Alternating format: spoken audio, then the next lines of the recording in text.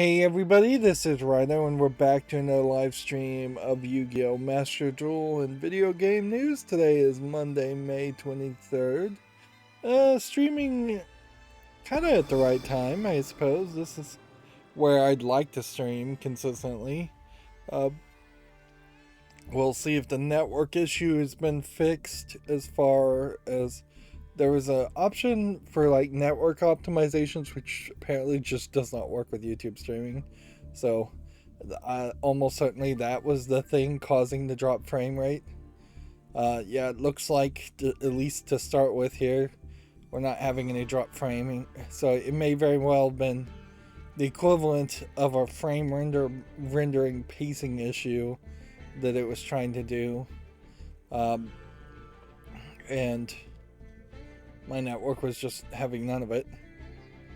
Over the weekend, there was a power outage, which gave me kind of an excuse to be lazy and not turn my computer back on for a day. So instead, I started a Lego set that then I really only did a couple bags out of 12. So now I need to find some extra time and finish that Lego set. And then over the weekend, I also decided to look for any kind of deals as far as I need to buy a new refrigerator, and there is some furniture that I could use but don't particularly need to. The drawers that I'm looking at are as good a quality as any cheap furniture is going to be, but it's still cheap furniture. Arguably, there isn't a lot of non-cheap furniture that even exists that's worth its money. But also inflation and the price of wood and stuff isn't likely to make any kind of furniture particularly a good deal right about now.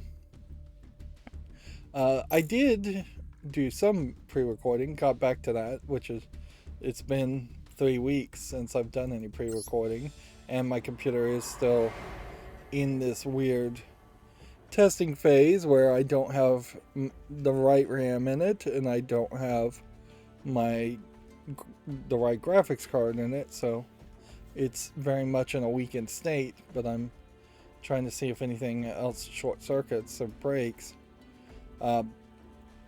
But I did manage to go through this Fairies That Paint Through Weather, and about halfway through this Duel Strategy 2.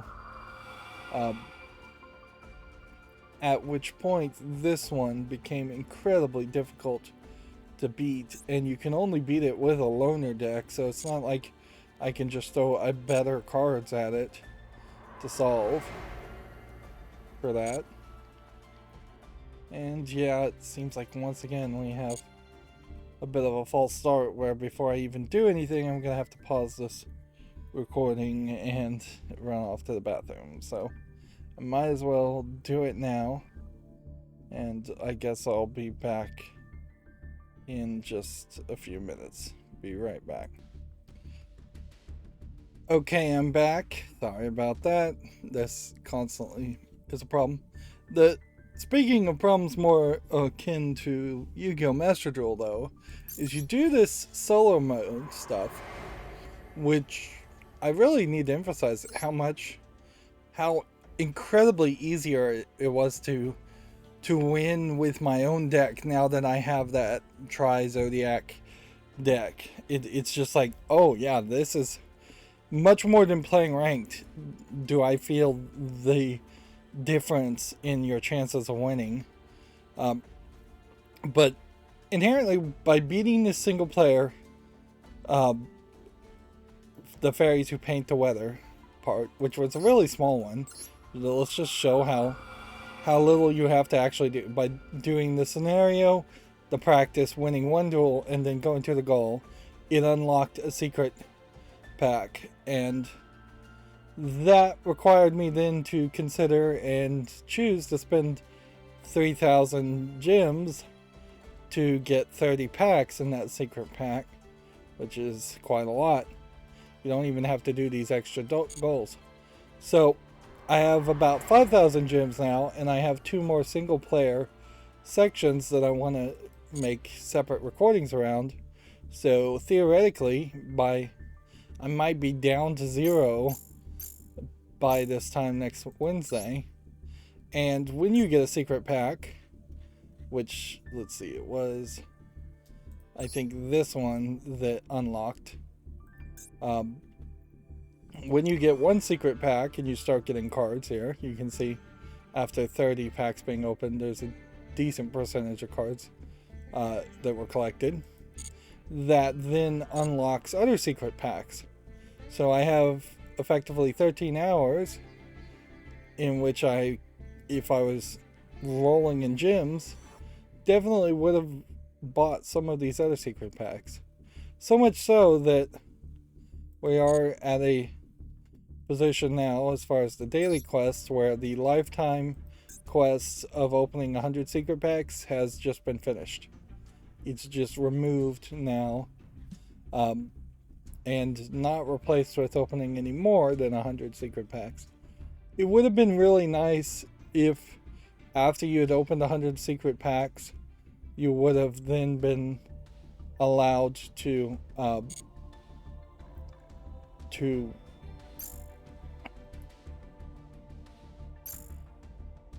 purchase any secret pack at any point, and the 24-hour element would have just been removed. Here we have Duel 3 in solo mode yet again, and then a whole bunch of ranked things we need to do, so we'll just be playing ranked today. The fusion exhibit is over, so there's nothing to do with that. That'll go away fairly quickly, and then it'll probably be replaced with another festival fairly quicker than I probably would like. But yeah, if after finding 100 secret packs, it just allowed you to have all the secret packs available for purchase at any point, that would have been a way that a player could prove that they put in the time to experience the secret pack concept, which is a bad concept anyways. And at that point, that player is probably such a committed player that they would potentially become a whale anyways and start buying secret packs in the same way that they might buy selection packs.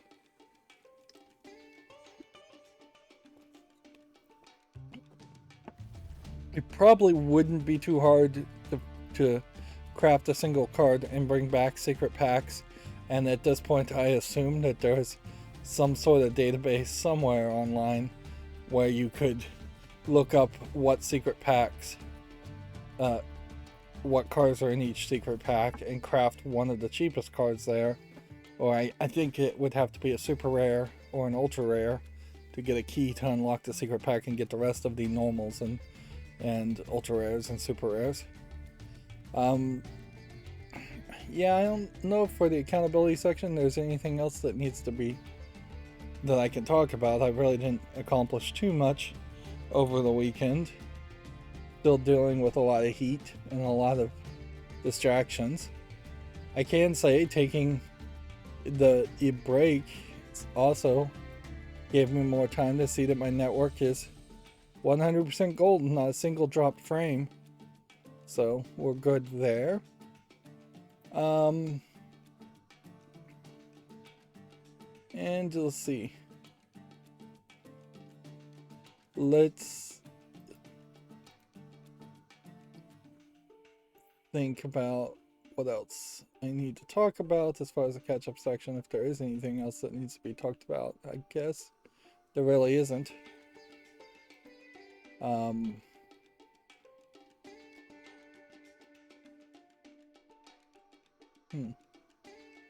Yeah, I'm trying to think if there is anything, and it really isn't.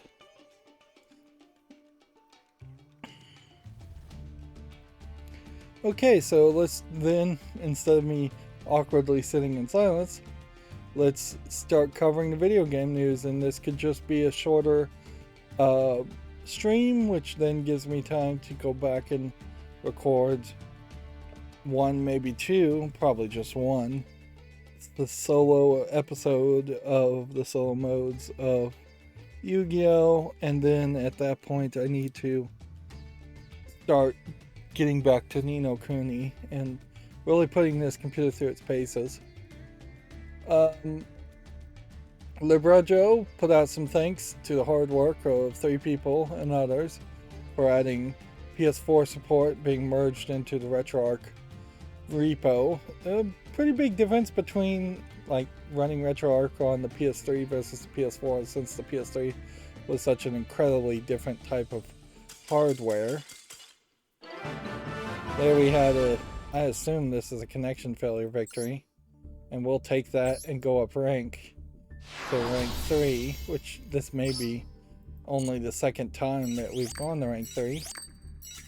We're looking for gym rewards more than anything else, but we're going to end up just getting legacy pack tickets, which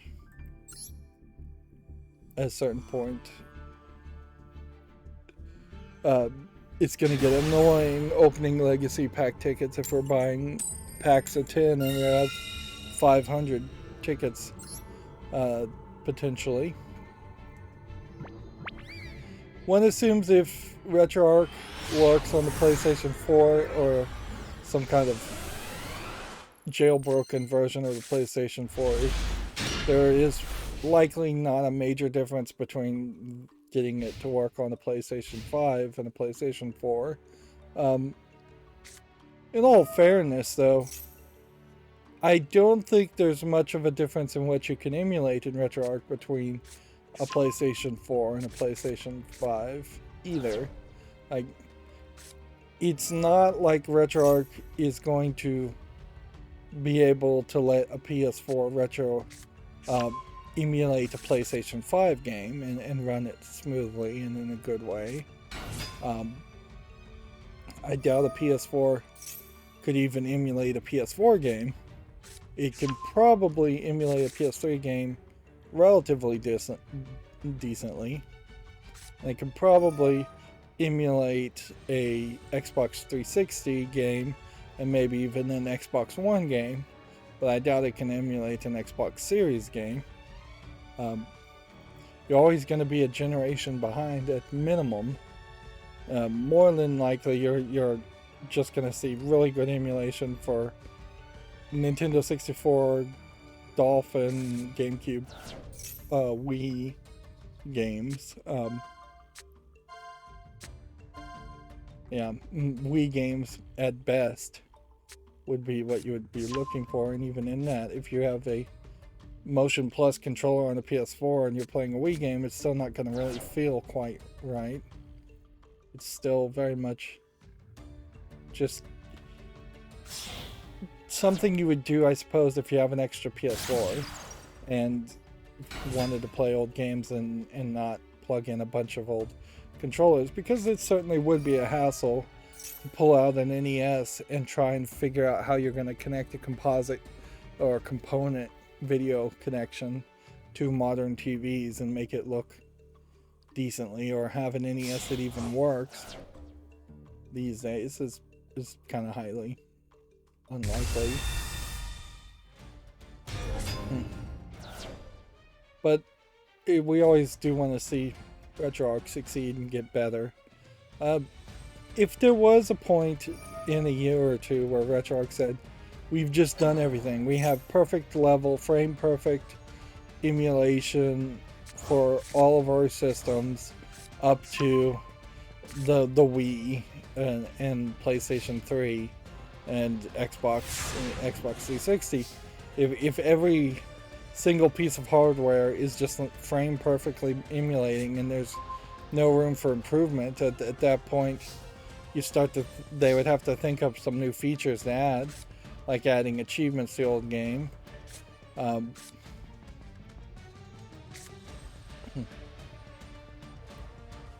Okay.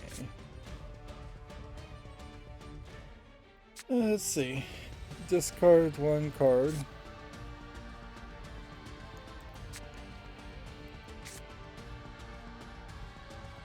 try this. Discard this.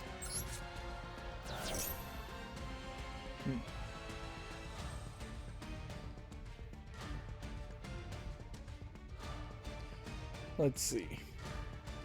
GameDeveloper.com has an article here. PlayStation is being sued over gender discrimination again. The lawsuit claims PlayStation has a systematic pattern and practice of gender discrimination. Now remember, I believe it was the case that the first application here was dismissed by a federal judge. Lack of specific facts, so I wouldn't be surprised if this is the exact same group / person. Yes, it is. It says the same person now refiling their complaint, which, yeah, that's basically just how all law works. If you file a weak complaint that doesn't state specific facts, then it will not pass the muster in even the first step. Now they go to the next step of many steps, potentially an infinite number of steps. Although judges don't like when people do excessive filings and waste the court's time. But yeah. So the lawsuit is back on, which almost certainly that would have been the case, unless it was a case where even the person who filed it in the first place knew that it wasn't going anywhere. And in the eyes of law, and frankly in the eyes of any rational person, you still have to assume that PlayStation, being the accused in this case, is innocent until proven guilty. But I also wouldn't be surprised if this does happen fairly often, that you run into situations of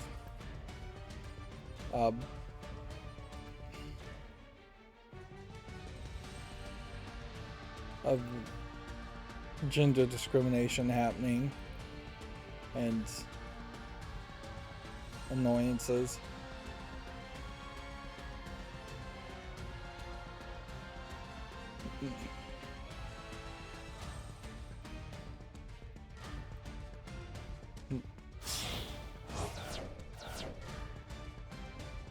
Yeah, I'm trying to clean up the Washington Post's website full of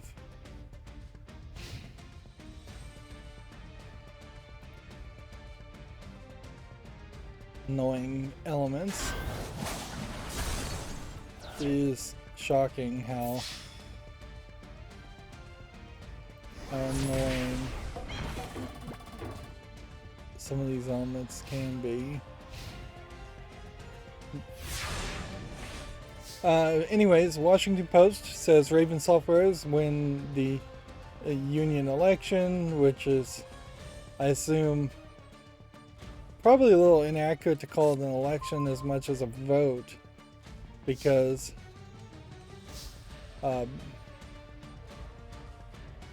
they weren't electing a person to be the leader so much as they've voted to unionize. And you might consider that just straight up soft yellow journalism or soft propaganda, in that they are labeling a vote as an election. But that is kind of beside the point. The thing to take from this more than anything is that they have unionized, which, yeah, almost certainly that was going to happen, but I suspect that there still will be attempts to challenge it by Activision Blizzard right up until Microsoft takes over, and then Microsoft won't want the bad press. Even though I would fairly certain Microsoft is secretly telling them to fight it. There is definitely a chance that this is going to be one of those unions that has far too few people to effectively organize a strike.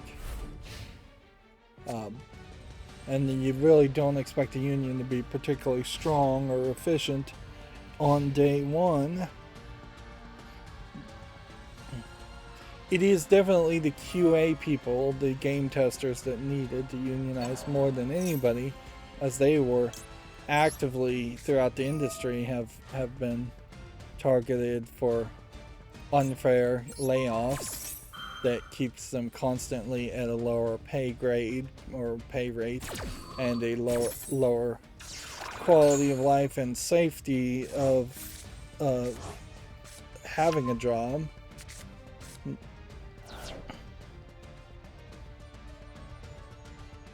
It is yet again, in my opinion, a fact that YouTube does not care about gaming content, in that you have the Skyrim grandma here, Shirley Skirley, who is 85 years old according to her bio. That may actually be wrong.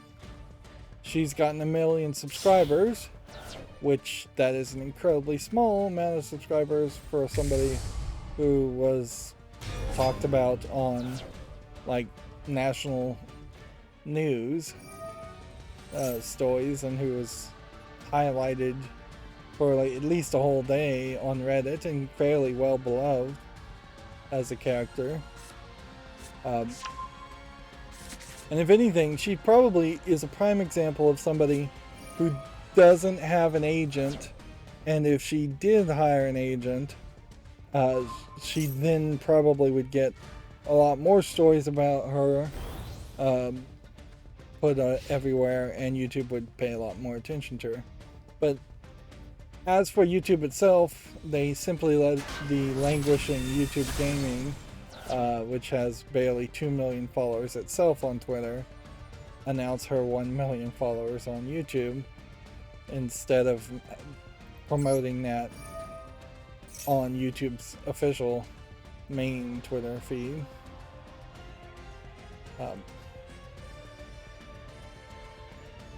But yeah, it's not just that gaming creators are second-class citizens. They clearly are third or fourth-class citizens in the eyes of YouTube, even the successful ones. And the vast majority of successful gaming creators have since moved on to be reaction YouTubers more than gaming creators. PewDiePie, for instance, is definitely more of a reaction content creator, and maybe always was, than a video game content creator. Let's go through the Video Games Chronicles articles. Assassin's Creed Origin has been dated for Game Pass. It will join the service in early June, as will For Honor Marching Fire Edition. So I just leveled up and then I just lost. So when we start this third game, I wouldn't want it to tell me I'm going to drop down on this loss, but I would suspect if I lose 2 times, I would just drop down. I'd also suspect I'd have to win twice in a row to even start to think about going up higher.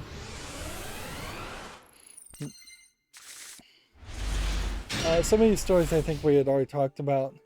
Ugly Sonic cameo. Chippendale director says he wants to thank the lawyers. There seems to be a lot more press about this Chippendale movie than probably it deserves. EA is allegedly pursuing a sale and has talked to Apple, Amazon, and Disney, which, let's think about that. If they've talked to all those people, I suspect then they are not in deep, successful negotiations with any of those people. Apple doesn't care about gaming. If Apple, as a company, which Apple oddly is very, very uniform in what it cares about compared to other companies, where if you look at like Microsoft, there's a gaming division in Microsoft that cares about gaming, but I imagine the Excel team does not really care about gaming, or the Azure cloud team isn't 100% focused on gaming. Although the Azure cloud probably is a little focused on gaming. That was a bad example. But Apple pretty much only cares about iPhone sales at this point. They rip people off as far as MacBooks, but then the MacBooks are all about iOS, and there's just not a real example there. It feels like for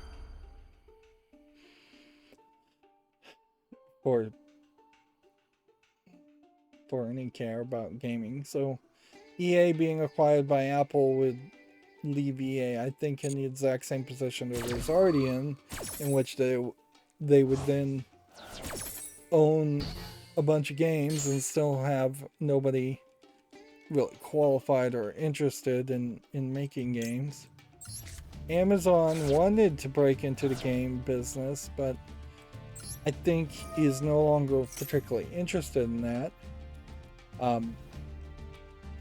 Perhaps Amazon could see something happening with Twitch if they bought EA and then tried to use that to give another push to their Lumberyard engine.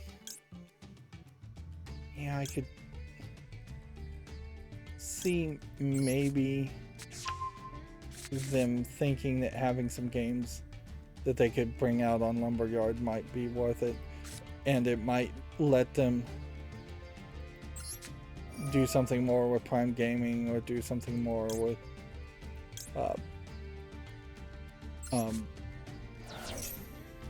with Twitch. But at a certain point, what that would be Amazon buying yet another company as a way of merging several failed gaming ventures together in the hopes that something succeeds. And that's asking quite a lot. And then Disney has already had game companies. They don't want more game companies. They don't want to actively directly be in charge of making video games. And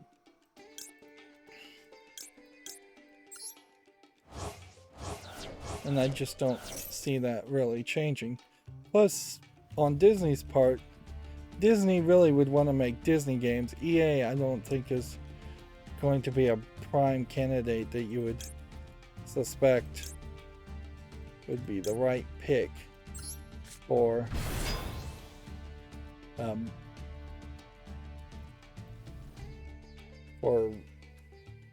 EA.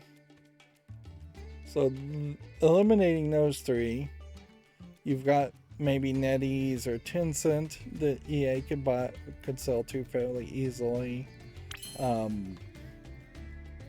EA could be bought oddly by Nintendo at any point, as anything could be bought by Nintendo. EA could be bought by Microsoft or Sony, and I would lean more towards Sony than Microsoft, because I just don't think Microsoft's going to have it. EA could be bought by the Embracer Group, and that would be my main assumption and pick. If I had card placement, I would have put that in that spot, but whatever. And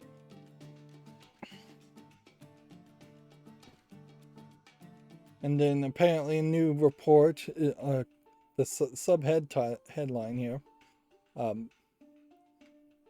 says that there's a potential Comcast merger. Alright, now that starts to make a different kind of sense. If you have Comcast, which is a internet provider / telephone company that has nothing to do really with video games, I could see them trying to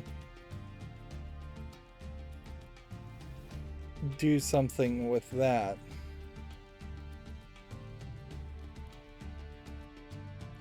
Hmm. 16, 17.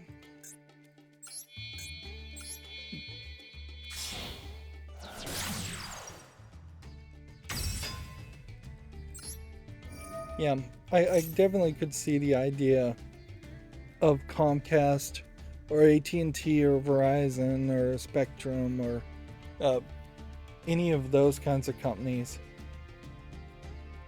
being interested in getting out of the business of just doing that, being an internet service provider, because there's only so much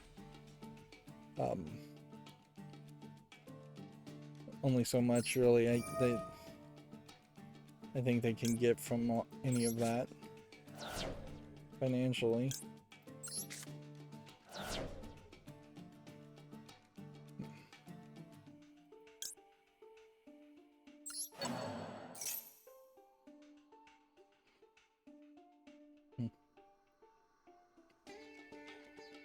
The EA definitely isn't a problem. Certainly.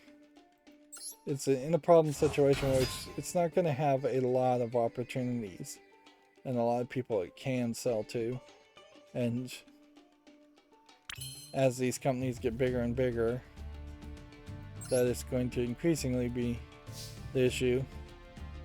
But you have mergers and acquisitions now, then you have layoffs later, and then like almost certainly a bubble will burst, and then we'll see massive amounts of layoffs and redundancies made, and then you'll start to see splits as somebody new gets put in power and they decide that it is not worth their effort to focus in on that business.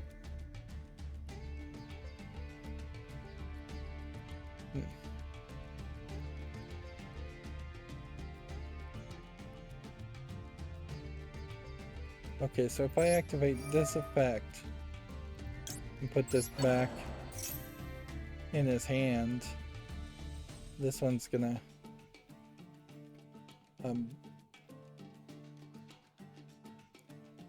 this is gonna get 2,400 more.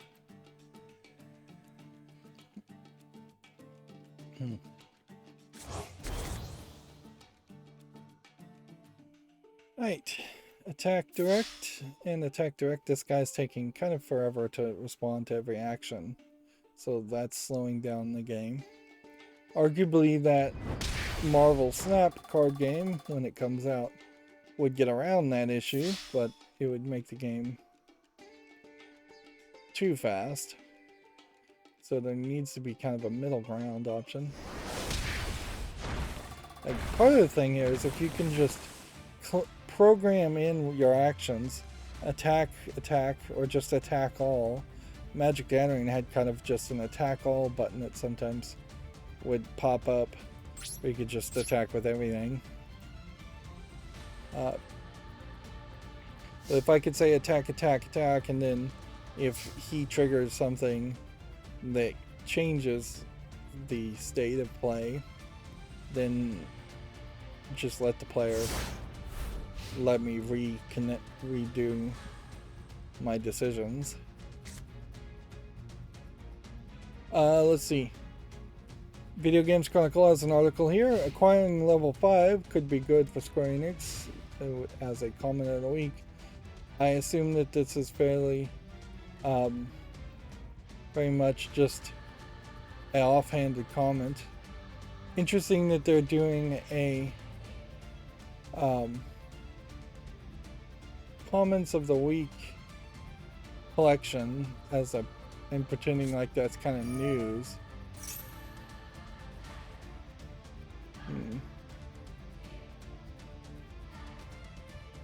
Yeah, this comment apparently is not even being made by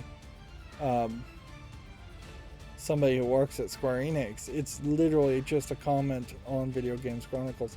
So this is the epitome of not news, in that they're highlighting people commenting on their own website. Video Games Chronicles has been slowly getting worse and worse, and recently they've sped up that rate in which they are just clickbaiting and putting out garbage instead of just sticking to the facts.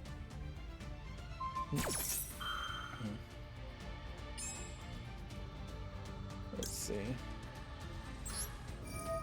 Let's go ahead and activate this and remove that from the graveyard and put it back in hand.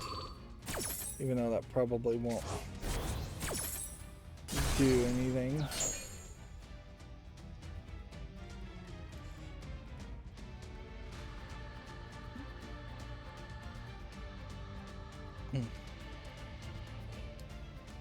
Let's see, Hideo Kojima seemingly responds to Death Stranding 2 report with a cryptic tweet. The designer tells Norman Reedus to, quote, go to your private room after the actor's sequel claim. And here you can see he has a baseball bat with a barbed wire and he's about to hit him on the head. Which is, I assume, them just goofing around and no real animosity between that, and that it almost certainly was intentionally leaked, and this is just designed to try to stir up controversy while not actually stirring up controversy.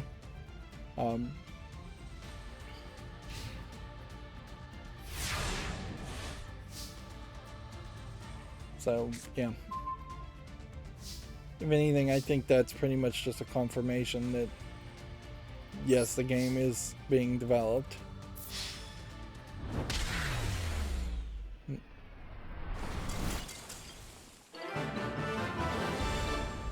There we go. Nice victory. I'm increasingly not satisfied with getting a couple of normal no effect cards, and it seems like the pool of the cards you can win are pretty awful non-legacy pack cards. I suspect that is the exact split, is that there's about 4,000 cards you can get from the legacy pack tickets, and of the 7,000 cards, or about the 7,000 cards, I bet these are pulled from the 3,000 that are not in the legacy pack, and that these are effectively not playable cards in the sense that they're just not strong enough to follow the power creep rate. Video Games Chronicles has an article here. Switch Online's latest Nintendo 64 game has another major bug. Kirby 64 players are being soft-locked during gameplay, marking the latest in the number of issues. Which, yeah, inherently, this is yet another case of Nintendo just being really behind the times and bad at emulating even their own games. There was a graphical issue that caused Paper Mario to crash also. They're saying they're taking Switch Online's Nintendo 64 emulation criticism of that very seriously, but I don't know how much of that you really can believe.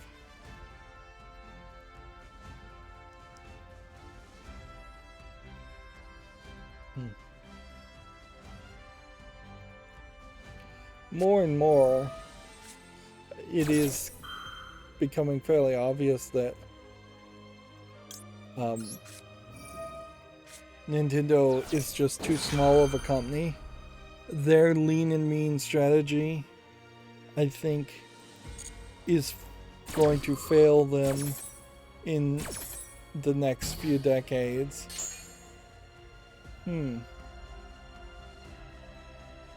Like, I just don't think they can lean on that idea anymore, and they do kind of need to acquire and have more staff and just have somebody that they could either hire to do emulation a lot better or have an internal staff that can do emulation a lot better, or just straight up admit that they're using open source emulation software anyways, and to use better versions of the emulation software, or open source the whole thing. The problem is Nintendo has been at the forefront of the crazy Japanese copyright law and anti-emulation, and there's almost certainly still old employees that have that mentality and that attitude that makes it hard for them to do anything at all. Moving on, Video Games Chronicle says another leaked Starfield image has appeared online. One of the former employees of Starfield, allegedly, their LinkedIn says they worked on Starfield but don't work there anymore, went out to Twitter to say that the flying is just awful and that there was a lot of problems with Starfield, although arguably it being delayed, any of the problems that that person was complaining about could be non-existent by launch day. Until a game is much closer to its launch, or if not at that day one patch level, quality of how things control or look is not so much a concern as a lack of general direction or a lack of just good concepts or gameplay mechanic in general, which you certainly could argue that Starfield has failed to really explain what it is you do in the game and how the game is going to actually play.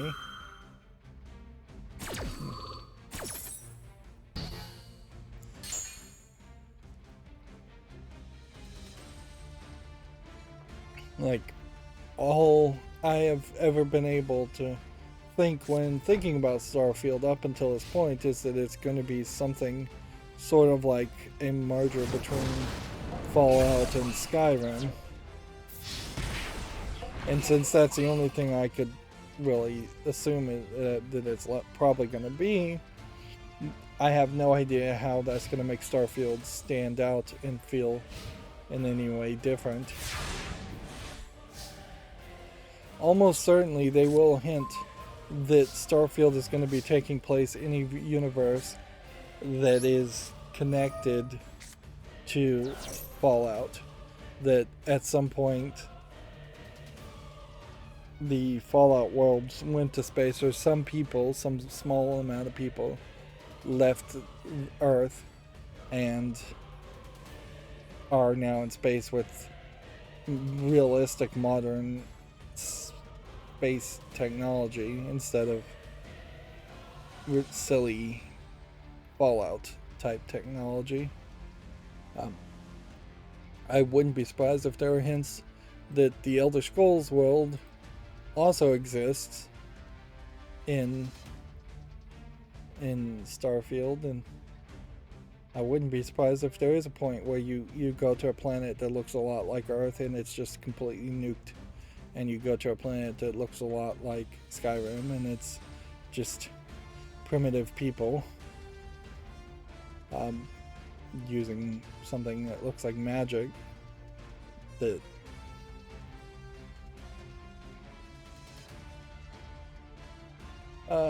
Moving on. Animal Crossing is getting its own nature encyclopedia in Japan. The book is said to be an educational tool for kids. That being said, I suppose you could have Animal Crossing animations and then be talking about real fish and plants. It does seem like you are going to really just confuse people, though, when you merge fiction with reality this way. And there's a level of stability that is probably better to have in a boring scientific book that points out real science and real science only and does not share the stage with fictional depictions. I've never seen that card before. Interesting. Alright, one more victory and we should go up a rank. Yep. This little indicator certainly has helped just have me in the correct mindset as far as knowing whether I'm going to go up in a rank or not. Let's see. Moving on, Video Games Chronicle says Stalker 2 has reportedly resumed development after Ukraine invasion forced developers to pause. It was previously reported the development team was moving from Kiev to Prague, which, yeah, I imagine if everybody was capable and successful at fleeing, after settling in for some amount of time, they would want to get back to work, or if they care about it at all, or back to any level of normality that they can possibly create for themselves. I think there is, frankly, a level of naivete that also happens where people just think or assume that they can get back to normal life way earlier than it really is going to take. You see that certainly with like COVID pandemic deniers, which is at a certain point that is going to become a phrase where there's people that are going to claim it's over constantly just because they want it to be over, and there's going to be people that go a step further and claim it never existed in the first place.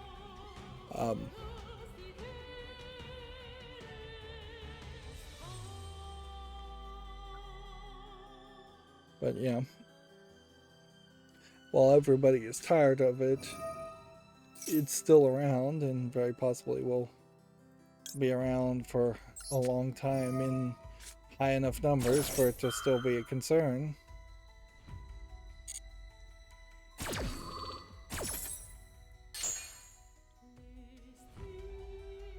At least for some people.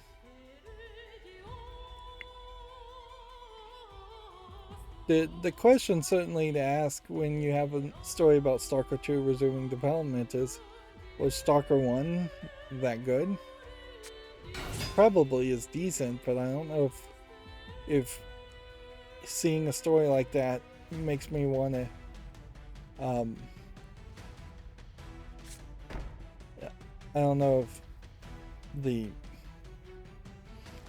resumption of development of Stalker 2 makes me want to speed up the chances that I would play Stalker 1. If anything, I should still have it very much at the bottom of a very long list of games to play in the future, because there is only one of them available in the series at the moment.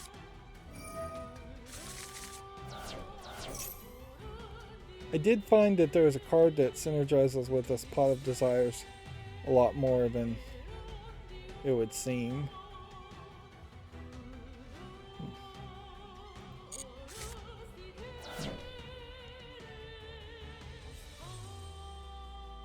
Okay. But I will admit that you have to be fairly careful with this deck. Well, you'll run out of cards or they'll beat you. Like, I'm at down to 9 cards where this guy has 48.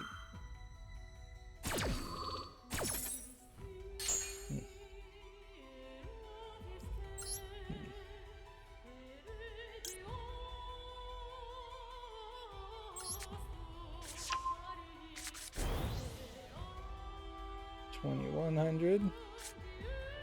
Interesting.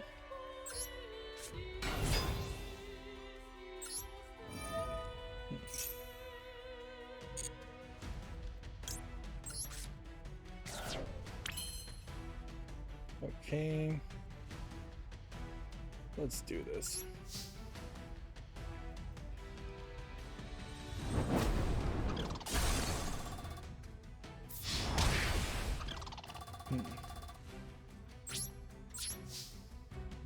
What can we special summon as an option?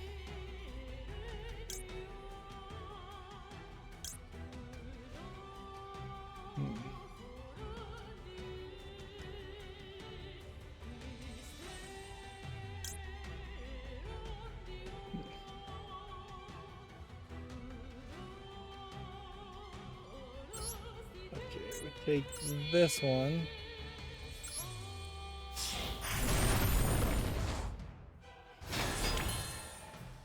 And then we activate this effect, which then detaches that. And then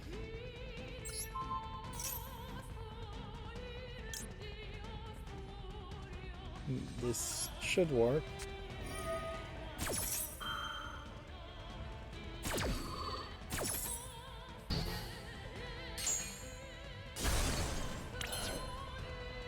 Nope, I should not have activated that card at that point.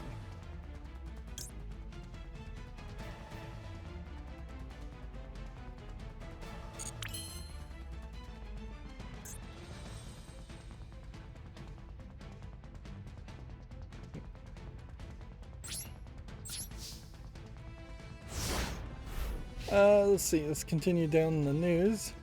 Apparently, the FTC is considering increasing powers against fake and manipulated reviews. The guideline would now also cover virtual influencers. There definitely needs to be something done as far as fake reviews on products. In particular, I would say on like Amazon, for instance, that is crazy, and Amazon does not show any interest or care to control that themselves. As far as influencers talking about video games specifically, I think that's probably at the bottom of the list of things to be concerned about, because video games are a luxury item, and believing influencers is something that only idiots and children are going to really do. And so yeah, if you're gonna target people that are giving fake or manipulate reviews to children, I could see that being higher priority. But there's definitely a question about what games are being fake reviewed for kids in particular. Like kids games, those would be like mobile games more than your rated M for mature Call of Duty reviews or things like that.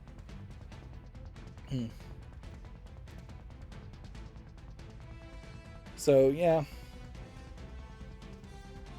I could see places where they should focus, and hopefully they don't just go for the low-hanging fruit. There definitely have been some claims and accusations against the U.S. government for really just targeting low-hanging fruit and easy people that they can victimize versus targeting the actual bad offenders or the worst offenders out there. Systematically, when you look at like the Amazon fake manipulated reviews, that's almost certainly one Chinese company slandering another Chinese company's product over and over again in a lot of cases. So if you have two entities that are selling products on Amazon and they're faking reviews in a positive or negative light, which both happens, it would be a lot more difficult, but the right move certainly for the FTC to target those companies and try to ban the companies from selling products in the United States or punish them in some other way.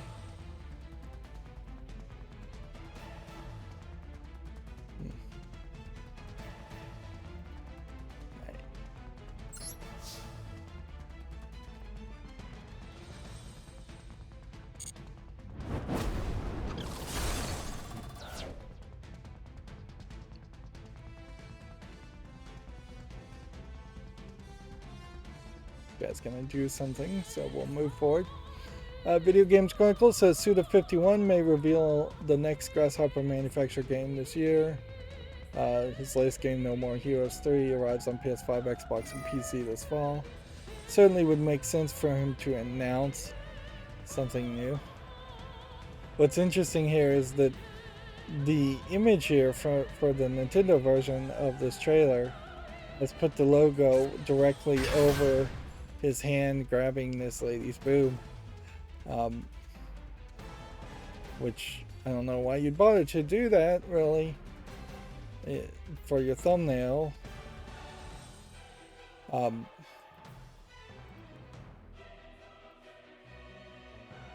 still got plenty of blood in the trailer.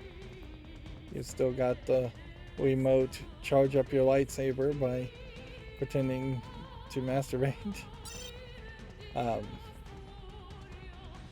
Let's see. Oh, what can I do now? I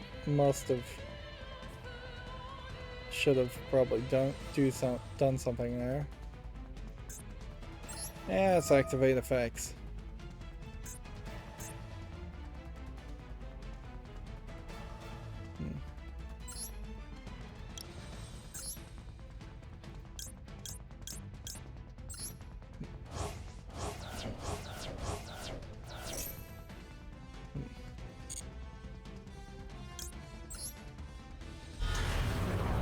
Yeah, bringing this to the field should let me activate this, which should let me banish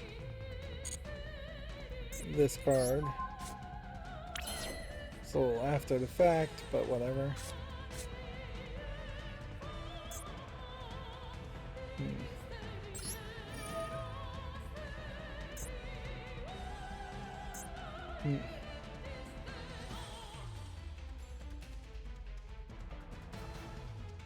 You know what? I don't think I can back out of this. I think I have to use this effect now, just because I wanted to look at the effect. Oh well.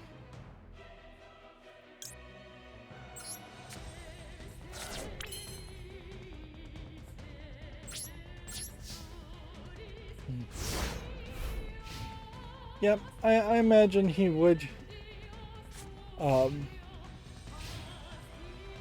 announce Grasshopper Games, Grasshopper Manufacturer, would announce something without really having more than concept art. Let's see. This looks like this is a bookmarked review of Ni no Kuni Crossworlds, turning the Ni no Kuni series into a mobile JRPG.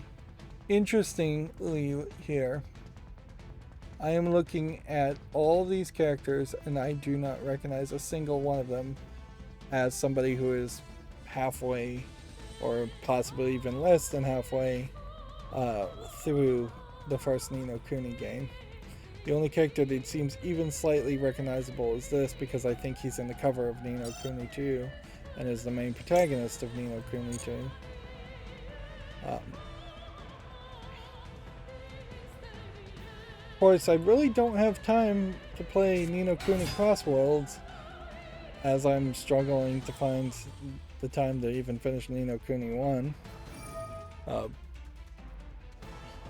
and I guess that is one of the things that is a penalty one must take for waiting until games are really cheap and playing them 3 or 4 years after the fact. Almost certainly the mobile game will not even be really that playable or desirable to play when a Ni no Kuni 3 comes out, or when I get around to playing Ni no Kuni 2. Moving on, PlayStation 1 and PlayStation Portable games will start appearing on the Asian PlayStation Store.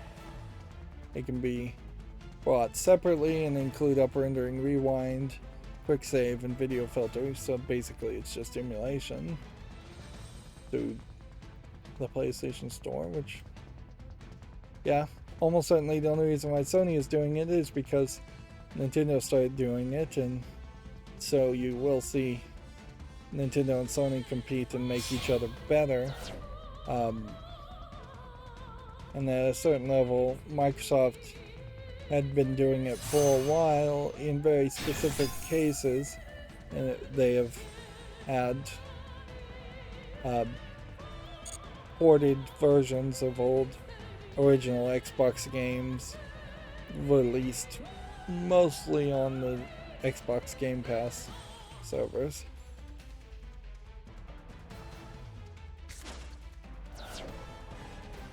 Let's see, moving on. Video Games Chronicle says Xbox turned Marvel down, leading to Spider-Man on the PlayStation 4.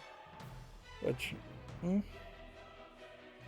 I guess there's some believability around that. It's not like there was a ton of successful Marvel games before Marvel Spider-Man came out, and there's still a very high failure ratio of Marvel games compared to the successful ones,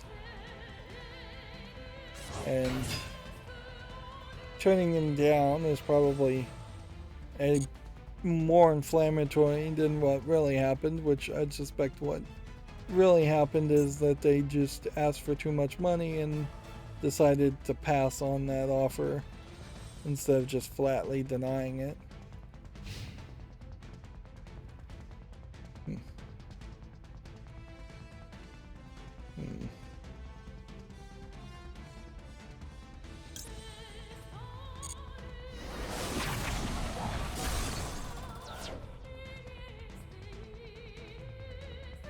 Let's see. Video Games Chronicle has an article here.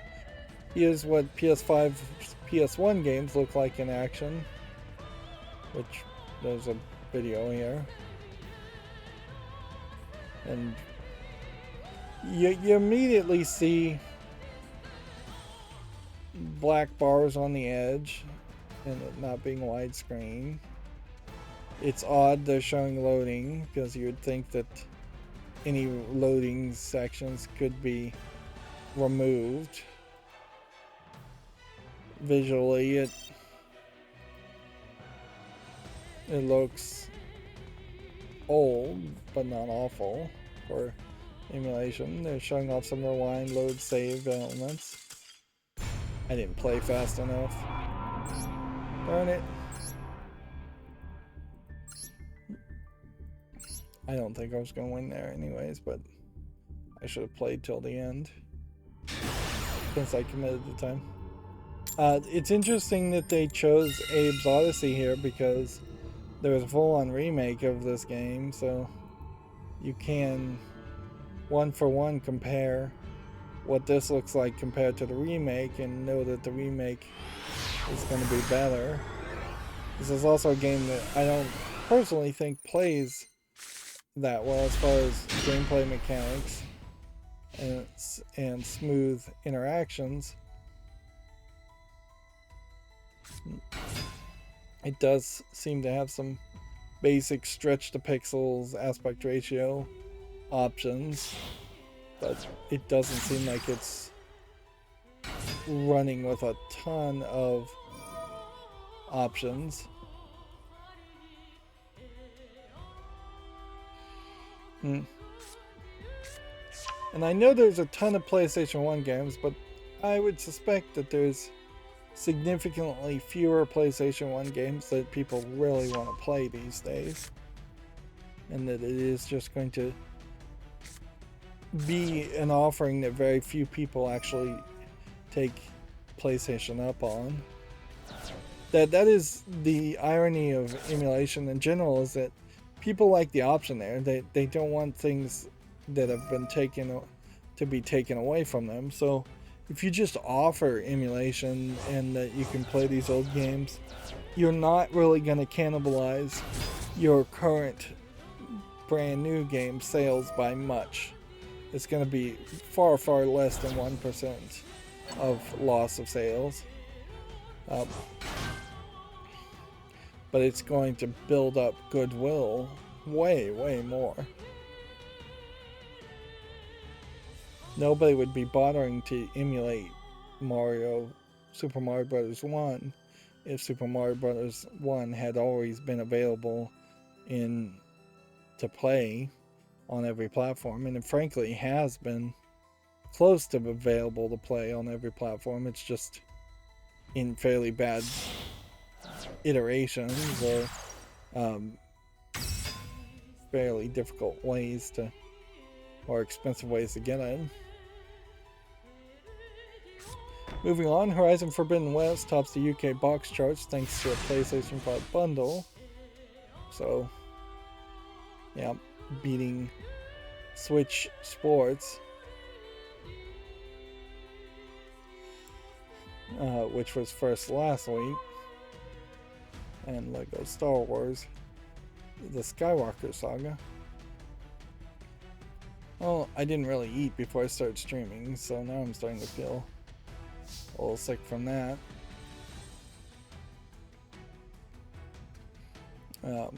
Which, yeah, it seems like there's always something. Always something that's making me feel a little sick. I guess that might literally just be old age.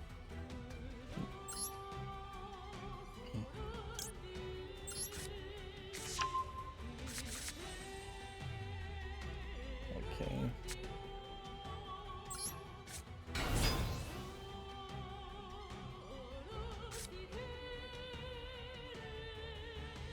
I probably shouldn't activate this card as willy-nilly as I often do. Moving on, Scream's Neville Campbell will star in the Twisted Metal TV show, which I guess that's fine. I mean, I don't think there are really human characters in the Twisted Metal series, and clearly if you're going to make a TV show, it is going to need a human character and actors.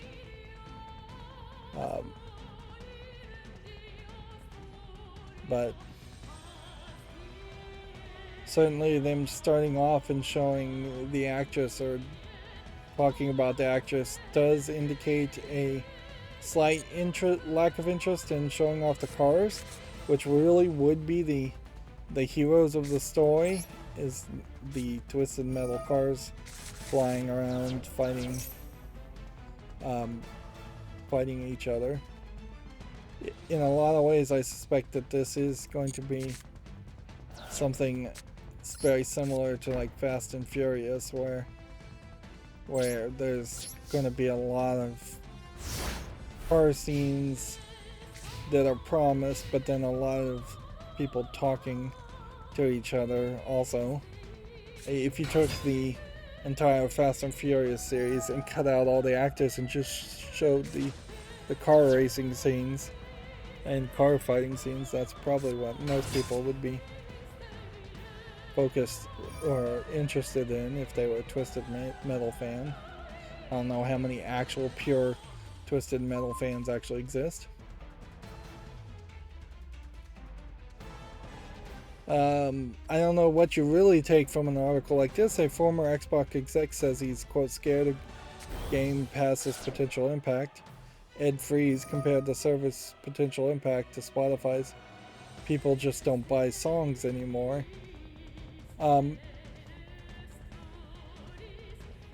I mean, it's a possibility certainly, but then there's quite a difference there too. Songs are short, 5 minutes at most, in most cases, and they're very throwaway. They were always very throwaway. There was always radio. Radio almost certainly got killed more by Spotify than music sales. Music sales has always been for collectors only. And it's just a different thing. The comparison, in my mind, would be almost the equivalent of saying that fast food delivery services like Pizza Hut are going to destroy grocery stores, and then people aren't going to buy groceries anymore. At a certain level, there are people that never go to the grocery store and do 100% eat fast food, but that's not everybody. Video games being so big and so long, and the tradability aspect still is a big aspect. Now, at a certain point, if video games were 100% digital, 100% licensed, and you couldn't trade them, then yes, in that scenario, if Microsoft gets that scenario, which they kind of want it, and not just Microsoft, PlayStation would love that too, and Nintendo would probably love that too, then yes, at that point everybody would go with a Game Pass service concept instead of buying games. But at any point, Xbox's Game Pass service could slow things down and stop releasing AAA games within the launch window of them coming out, and then there will just be the second tier premium way in which you buy a game to play it quickly and not be spoiled at full price on disc, and the Game Pass service is just for the cheaper people that can't afford that.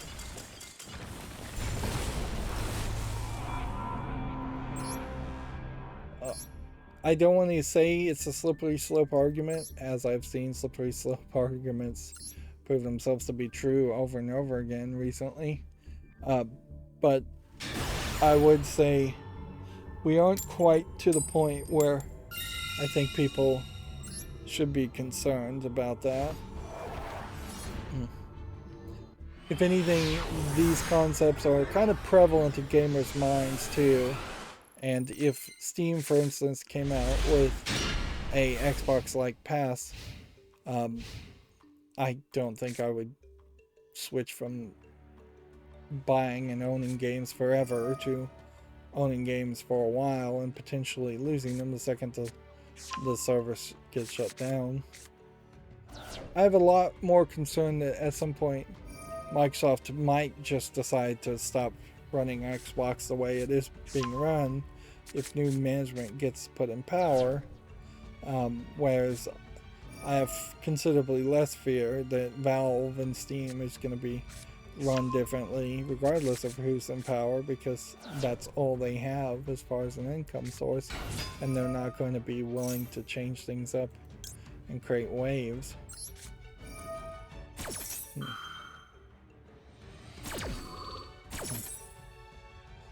Moving on, Gran Turismo 7's next update will arrive this week, adding 3 new cards. Take-Two and Zynga have merged into the game industry's largest ever completed deal. Although largest ever deal involved only $12 billion compared to Microsoft's deal of $69 billion. So the second that Microsoft deal and Activision Blizzard merger happens, then we are going to we're going to have a considerably largest deal ever.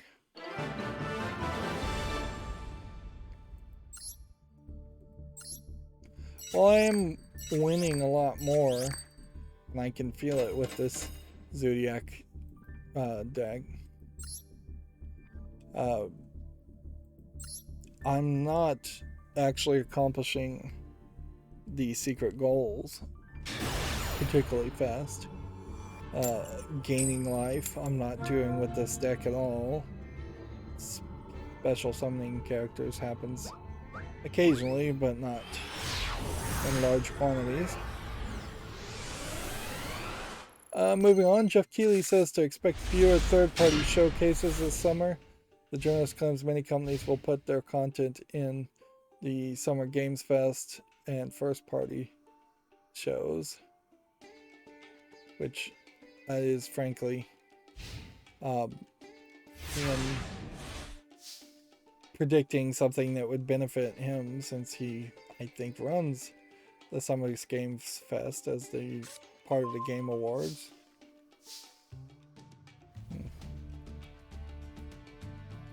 More classic PlayStation games that have added trophy support. That includes Ape Escape, IQ, Intelligent Cube, Hot Shots Golf, and Wild Arms.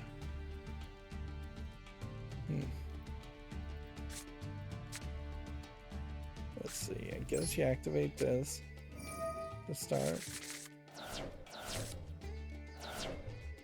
And you can only do that once, so...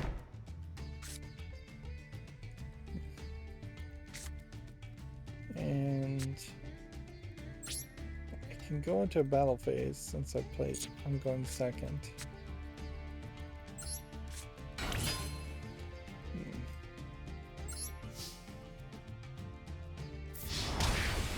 So it should just attack.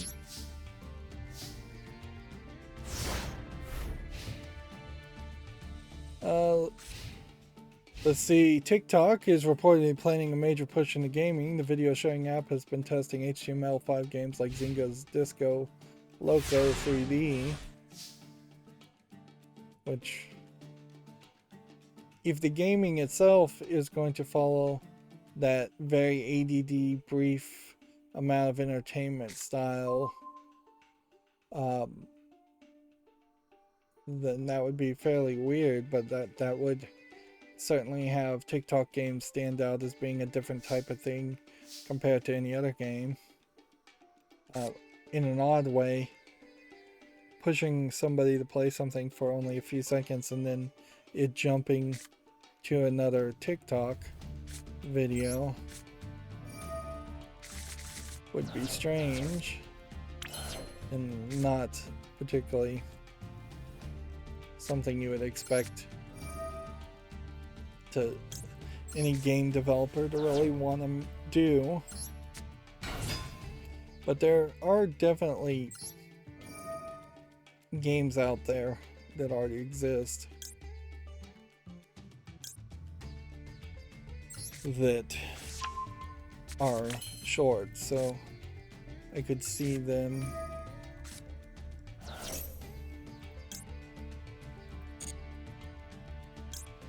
I could see game developers of very short games seeing some benefit of becoming a TikTok game.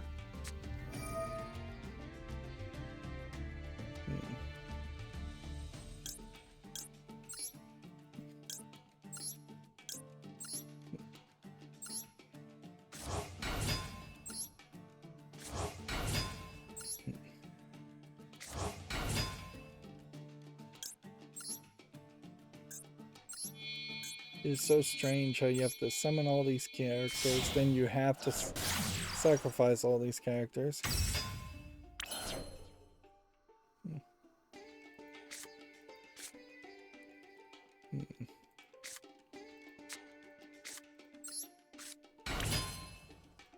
Let's see, at this point, I could bring out this. Now it would give you 3 materials. And then that. So that gets that out on the field quicker.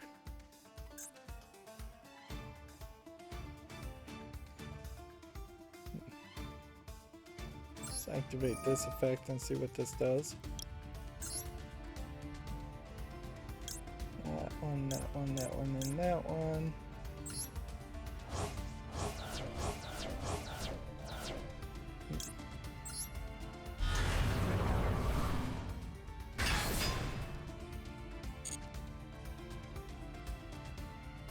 I don't think you want to activate either one of those effects. And then you win. Let's see.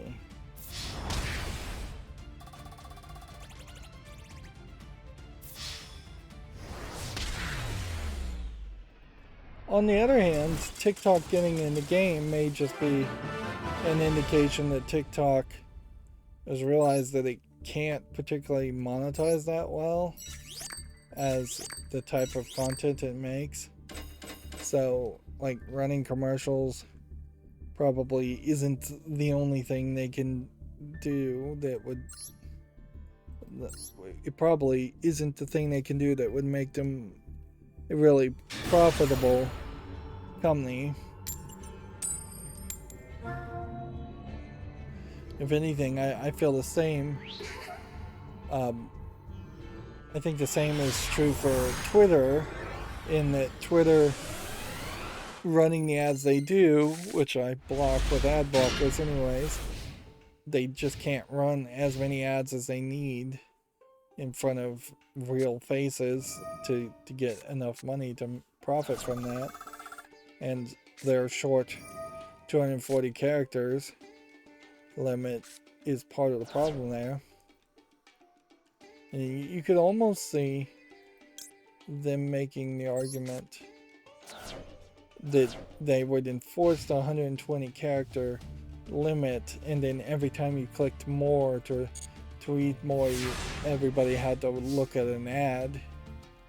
That would be the point, where you could sell ads. But honestly, I think Twitter should just be a YouTube competitor and ambitiously go in that direction. Not fully abandoning what they have, but in addition adding video streaming.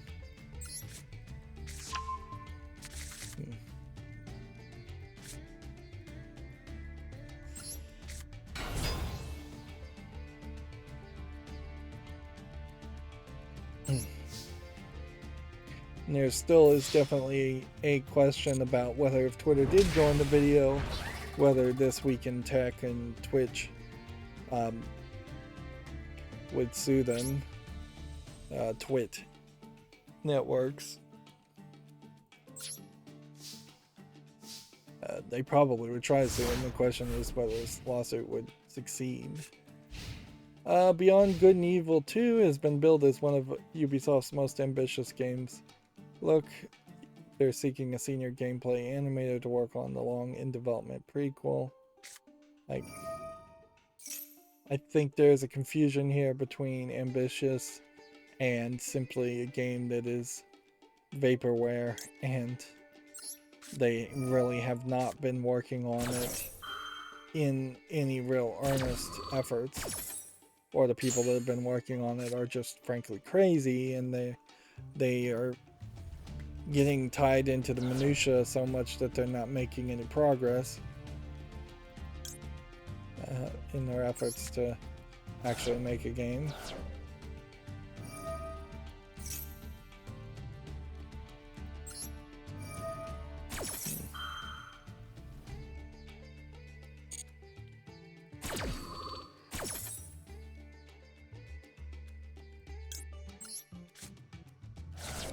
Yeah, this whole deck is built around discarding things into your graveyard, and I didn't realize that for the first couple of weeks that I was playing this deck, which totally explains why I wasn't really succeeding with it. But once you do start to put things in your graveyard, then you can unlock its full potential to then banish the cards from your graveyard to summon characters.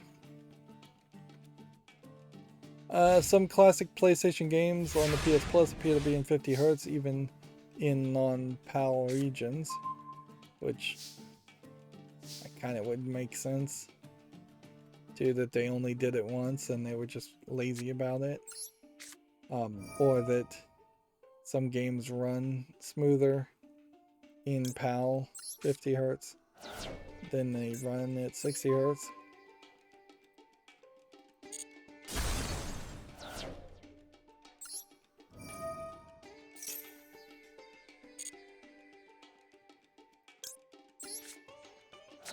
by eliminating so many cards from your graveyard. Also, it strictly controls and tightens the control of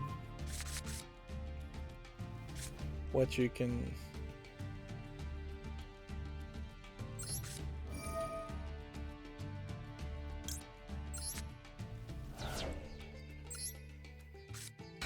I'm yawning, sorry. It tightens the controls about what you're going to draw and how that's going to play.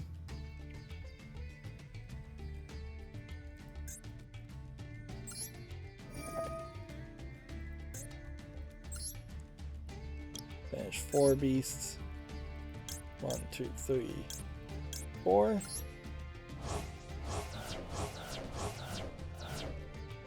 Summon this.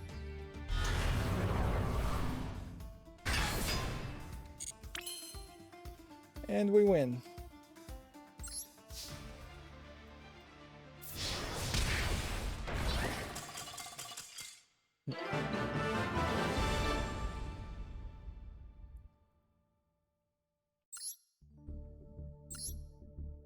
Hey, we're up to rank 2. So if we could get 3 wins on rank 2 and get to rank 1, that would be great. If we can get to platinum, that would be even better before the end of this season. Now I don't want to fall out of platinum before the end of the season, so it might put me in a weird position. The season ends in 8 days, so it would be a struggle to maintain platinum at that level. Our final Video Games Chronicle article for today.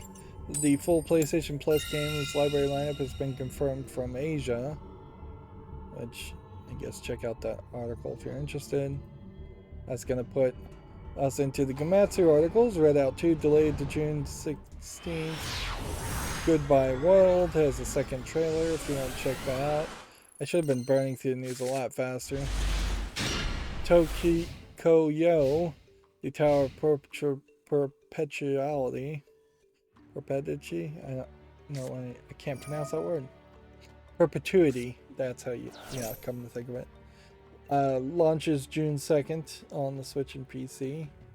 What kind of game is this? Looks like it's kind of a platformer game, and it honestly doesn't even look visually that polished.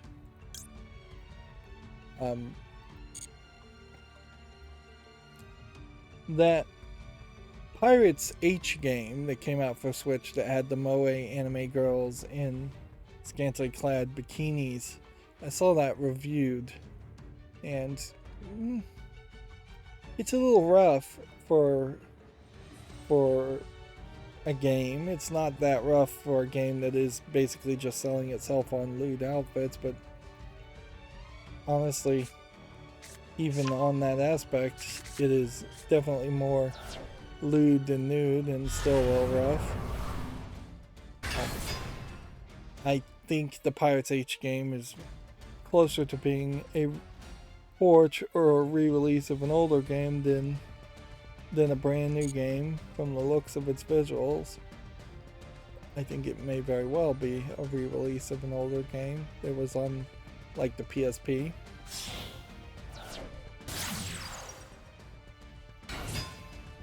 Let's see.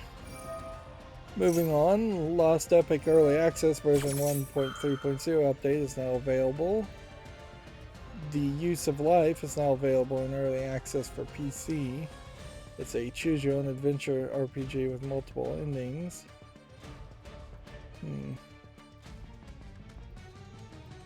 Yeah, I don't know if there's enough variety there, though, to make it feel any different than any other kind of RPG Maker game. Let's see what this does.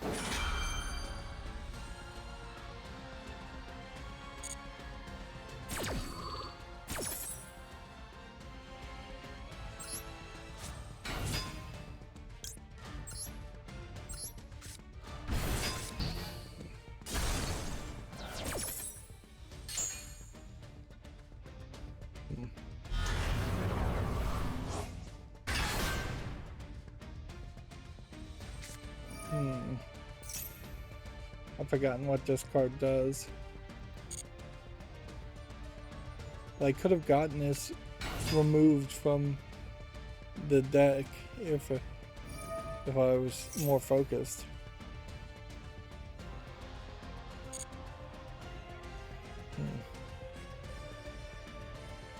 Let's continue trying to go forward. Craftopia Early Access Boss Rush update is now available. Which with a name like Craftopia, you would expect it to be a Minecraft clone game. Man, there's a long list of adjustments and additions here. This just goes on and on. Let me watch this trailer and see what this looks like. Just gonna get rid of this.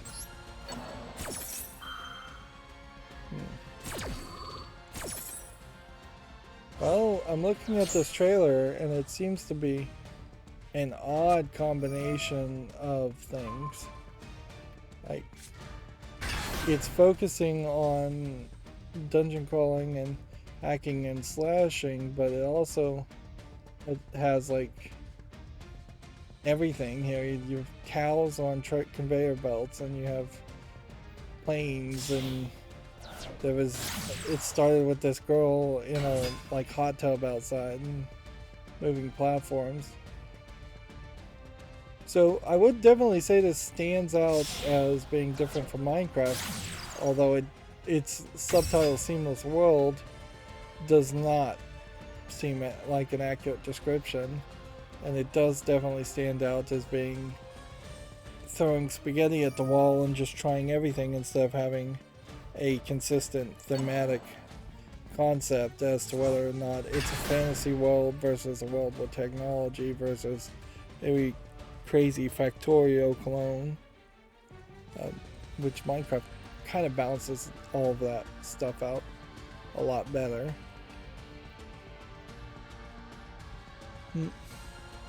Mumbo Jumbo, with the latest updates to Minecraft, has found a way to sort unstackable items like swords and stuff, and that is almost certainly going to be a major improvement for any kind of sorting systems that exist. Although I'm not sure how many people really need sorting systems ever.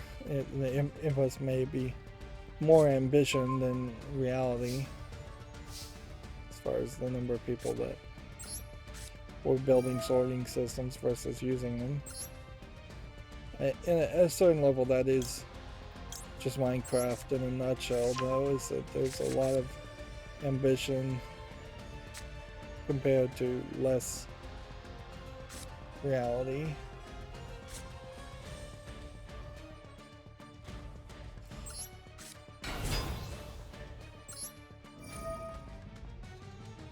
Let's go ahead and discard something.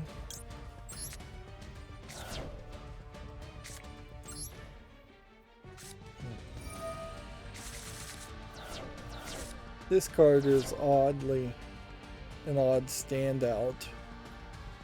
It's just not something that I think particularly synergizes with the rest of the deck. I may have added this card myself to replace something I didn't have. Moving on, Needy Streamer Overload is coming to Switch on October 27th. I assume that this is a visual novel. They're calling it a point and click.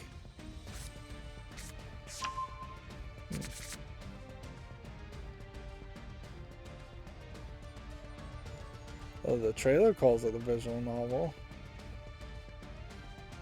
It does kind of seem like you're doing a little bit more as far as managing chat than just going through a traditional visual novel interface and communicating with people directly face to face. A new Prince of Tennis Let's Go Daily Life from Rising Beat has been announced for Switch, which will be interesting to see if this came to the West. Prince of Tennis is a fairly popular anime / manga, and releasing a visual novel based on it. Will work in Japan and might work in the West. See, Team Ladybug Shoot 'em Up Drainos has been announced for PC, now available. So it's announced and released on the same day. Let's see what it looks like. I assume that this is just gonna be a fairly standard shoot 'em up game. It's a side-scrolling shoot 'em up, so a slight variety there. These really aren't my style of games, unfortunately. Otherwise, I would say this looks like a pretty top-tier example of these types of games. So if you're interested in shoot 'em ups, side-scrolling shoot 'em ups, or just shoot 'em ups in general, I'd say check out Drainus. Otherwise, probably skip it. Let's see. Pal World has some gameplay moments trailer available. I feel like this is the first I've heard of Pal World. Feels like a Pokemon-esque clone, even down to having Pokeballs. But you also hunt animals yourself, and you build things, and have a little bit of survival to it, which isn't a terrible thought.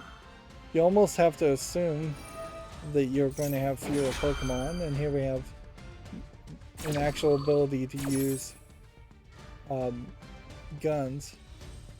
Now that, I believe, looks way too close to a real Pokemon, and frankly all of these could be very low effort clones of Pokemon, like,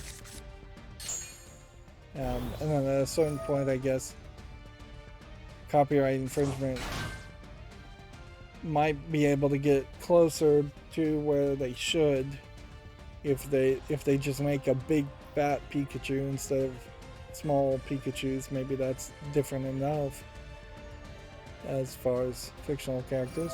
And you could certainly argue that a Pikachu is based on a mouse, so if you make something that looks like a mouse and then add some unique elements to it, it'd be harder to argue that you had copied it from Pokemon.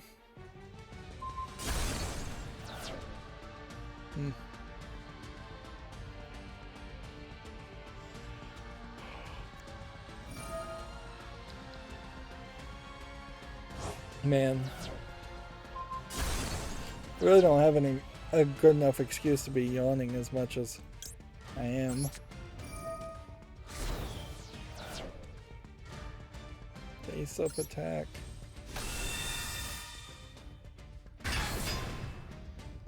And then face up attack for this, which will be stronger. So I should have been face down defensive, so you can attack.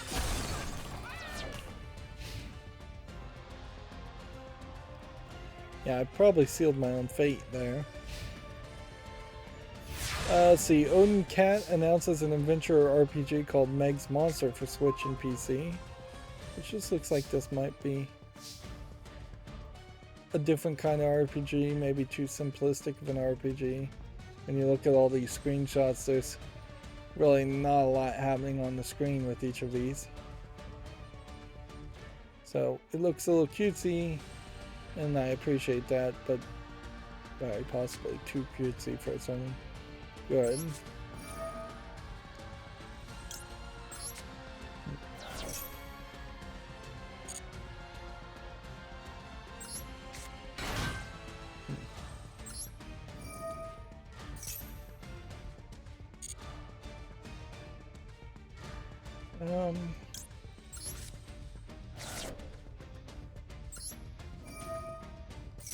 Just don't know how many of these we can pull off.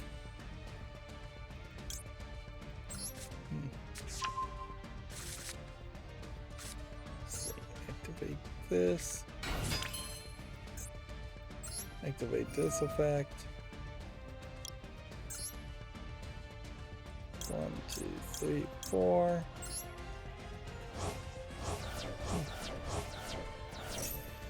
And this may save me, because bringing this out would let me banish that.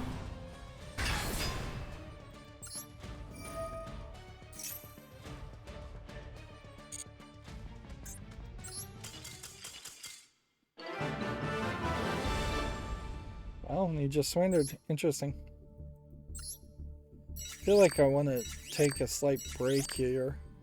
I mean, you're breaking up a win streak, but I want to take a slight break here and just try and burn through the news, because it's been 2 hours and I'm concerned here I'm going to start falling asleep. So let's look at some of the games that came out on Steam. Gladiator's Hell does not really look like a Gladiator game or a game of any interest anyway, so no to that. Lost Lone Bastion doesn't catch my attention. Kuro doesn't look visually polished enough. Ninja Blast looks like an asset flip, so no to that. We may burn through this fairly quickly. A Fungus in My Garden looks like it's a VR game. I'll give it a follow just to see how, if people enjoy it in VR. Mono Behevo is probably an asset flip anime girl game or a student project. This is a very tired person after work. He decided to make a game that can pass customs in one night. So it's coming soon, but he's already making excuses as to why the game is poor quality. It's English, Chinese, and Japanese. I don't see a real reason to give any credibility to this person at all. Particularly when you see that there's a soundtrack and DLC with a bunny girl outfit available. This definitely feels like more of a scam than somebody just showing off that they succeeded in making a game in one night. Interitus here looks like it might be something of interest.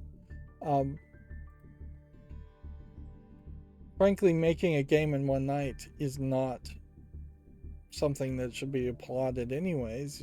If you make significant progress towards making a game in one night, give it a month, give it 2 nights even to make the game better, or sleep on it a week and think about it and see if you get any more ideas or content you can add, if you're that good of a programmer. Mew Mew Pew Pew here looks like a top-down shooter. If you're so good that you can make a great AAA game in one night, then you would definitely, like, the only thing you could say is that you're making the argument that in one night you made a perfect game that cannot be improved at all, and that's a very tall claim to make. This Cosmic Purge might be something. Some of these are free games, which makes me suspect that there's not much content in it. It's like 5 minutes of gameplay. Frankly, it's a little braggy to say you made a video game in one night.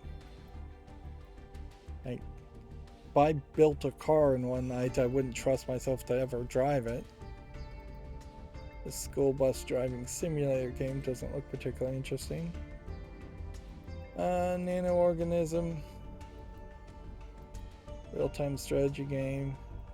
I doubt I would say yes to this, but it might be an idea there that makes sense.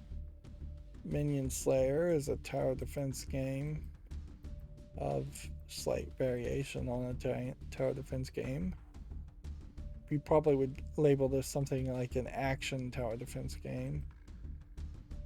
Use of Life is the game they were talking about on Gamatsu. This is the first I've seen of it. It's early access, so I can throw that on the follow list. Yeah, we have a Asian only title that looks like garbage. Let's see what language is it. Chinese, so. Battle Life Online looks like an asset flip garbage game. Or Theo. Looks like it's a kind of nicely polished parkour running 3D platforming game. If anything, it's a kind of great example of what you probably could do with a game like Sonic if you just got rid of Sonic. You don't need a hedgehog that runs fast to make a game where you have a character that runs fast. And interestingly enough, his jumping and dashing forward and throwing his body forward are features that make more sense when a human does it than when a hedgehog does it. This actual game on itself doesn't look particularly that interesting. Running up sticky green walls. I'm going to put this on the follow list just in case I ever want to cover all the Sonic games, as this would be an interesting comparison to that.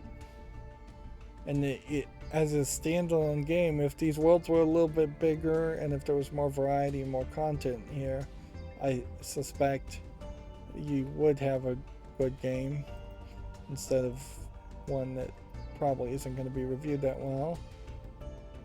Here we have a visual novel called Thief's Paradise that's mostly using 3D models, so I almost wonder if it's more of a stealth game, or a thief clone even. Put that on the follow list. I'm going to end up with a lot of free games on the follow list just because I don't want to consider them. Here we have a card-based game called Alcohol Empire. Maybe. Yeah, I'm probably not emotionally set up that I am rejecting as many games as I should. You know what? I'm going to give Dranius even a follow. Like if I covered one good one that's relatively recent as far as a side-scroll shooter, it would at least give me an opportunity to dip my toe in and see if maybe I could like those kinds of games. Here we have what looks like a Chinese game, Chinese visual novel dating sim called I'm Against This Marriage. Specifically this marriage, not just marriage in general. Chinese only.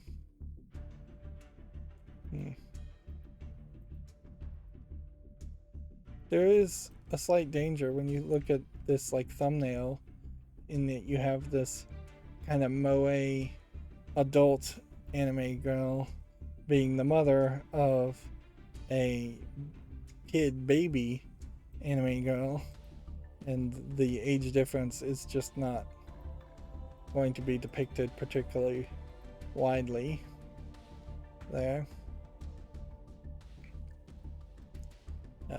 That game doesn't actually look good though. Sociophobia, the fear of shadows, Skiophobia, I don't know how you pronounce that. Does not look like it's much of a game. A lot of dark screenshot syndrome. Mist of Noya looks like maybe a Castlevania clone, so I'll give that a chance. And let's hop back and start playing again, since we burned through some. And then back to the Gamatsu articles, which Gamatsu does tend to have about twice as many articles compared to Video Games Chronicle or GameDeveloper.com, and that's simply just a matter of reporting on every press release they get, and possibly even getting more press releases, whereas Video Games Chronicle seems to not waste or spend their time bothering to report on every announcement. Gamatsu says Mutane announced a party action game called Gunya Monster for PC. Which party action game. Kind of feels like it's more just a Splatoon clone than anything. I don't know if I particularly like this slightly less than smooth, blocky animation style.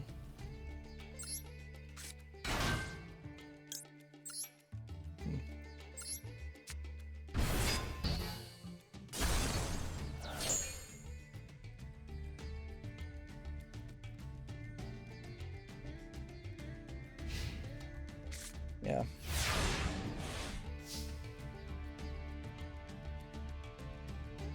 Although, in all fairness, I would prefer this animation style over something like Roblox that is just way too blocky.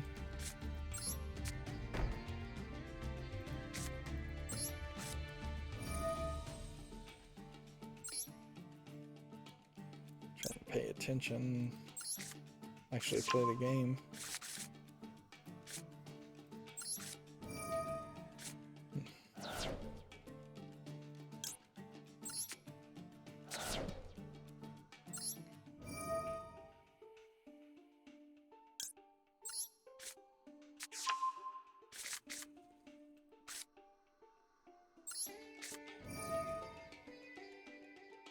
Just trying to discard as many cards as possible, as quickly as possible.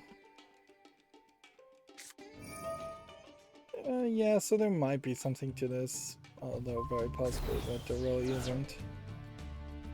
I still don't really understand why they're calling it a party action game, though. Bite-sized 3-minute matches. Maybe you fight together as one party against an AI boss. Yeah, in actual motion, it's a lot less interesting than in still.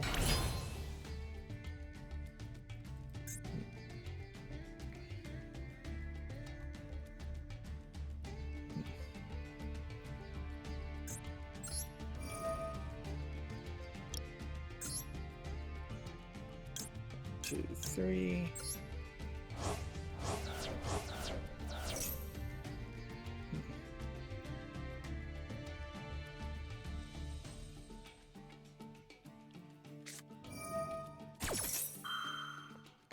Moving on, the Farming Life City Builder Dragonoka is coming to Steam in 2022. This is the first I've heard of this game. It seems like they're dragon characters, but most of the game seems to be from the top-down, very zoomed-out perspective that I don't think would be in any way visually appealing to me.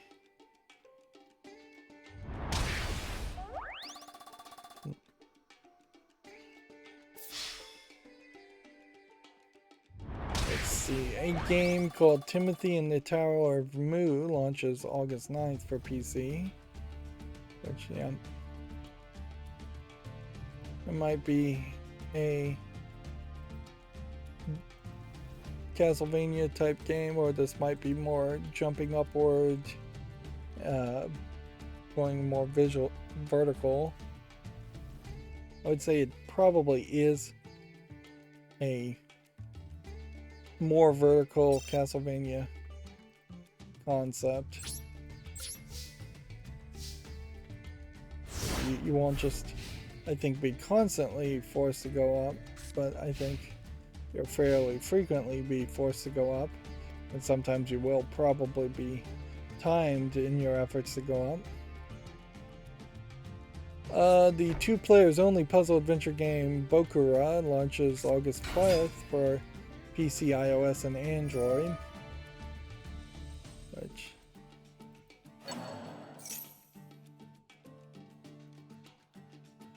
yeah. 2 players at the same time having to cooperate means it's the kind of game I'd never play. Whereas A Tale of Two Sons had 2 characters, but you could control them with 1 controller. And so there was potentially a level of success there that they wouldn't have had the game simply limited itself to 2 actual people on 2 separate controllers playing. And it almost certainly would have limited itself in that way if there wasn't a narrative reason at the end of the game for that to not be the case. So that is A Tale of Two Sons, which isn't the full name of the game I'm thinking about. That was a game, one of the rare instances in which a gameplay mechanic was developed to better serve the story being told versus the many cases in which the gameplay mechanics exist separate and untouched as far as how the story goes.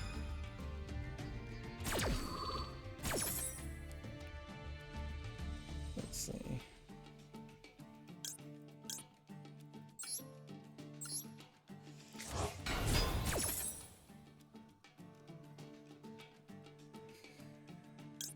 Let's go ahead and add that.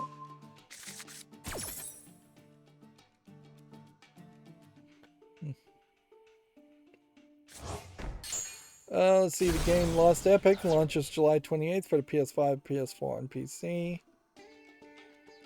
This looks like it might be more of a hack and slash fighting game. It looks pretty.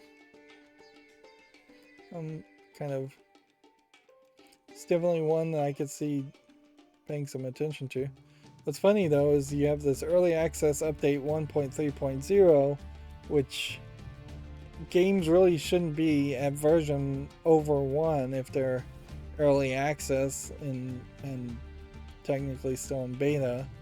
And then the updates themselves really shouldn't be numbered in such a weird way that they're having decimal points, multiple decimal points for just the updates.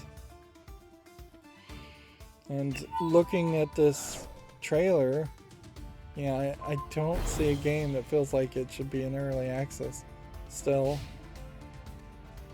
Which we've definitely had problems with that, where games are fairly polished and fairly finished, and they're still being labeled as early access. And I'm probably more lenient than I used to be, but I still really don't want to play something that is labeled as an unfinished game. And that's what early access means to me, and I think most people.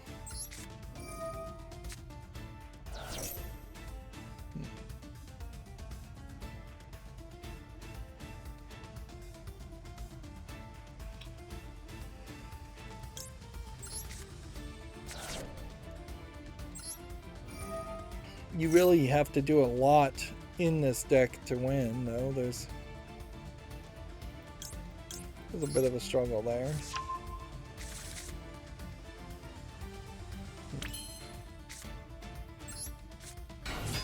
I'm gonna summon this.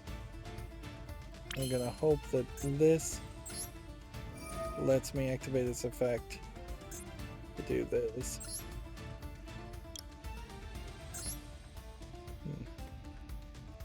Banish, banish, banish, banish.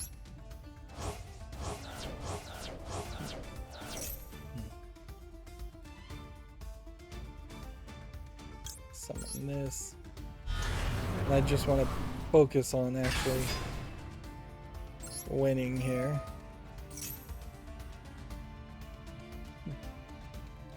If anything, I'm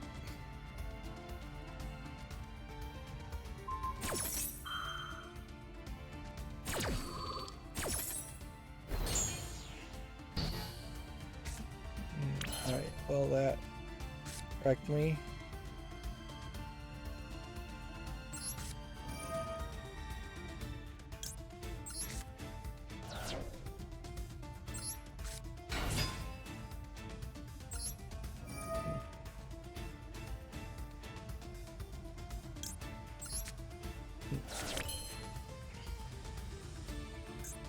Let's try this again.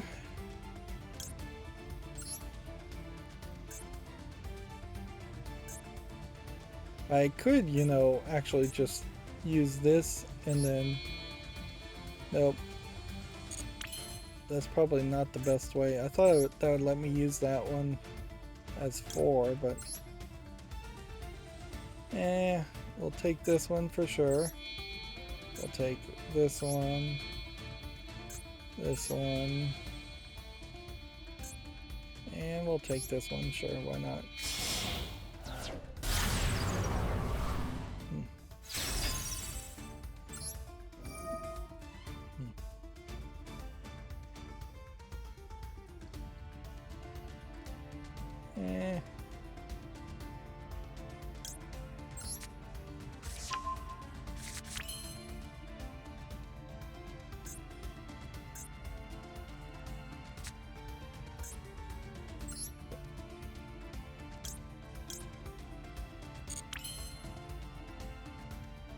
Why did this not let me use his ability the second time?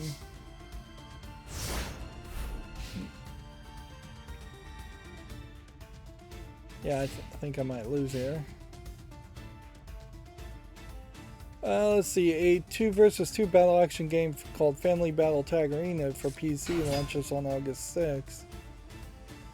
Family Battles, the weird title there.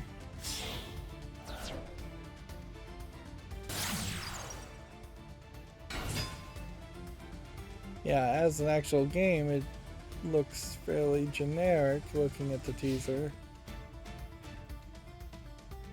But the characters that they claim are involved seem like they might actually be a family fighting each other.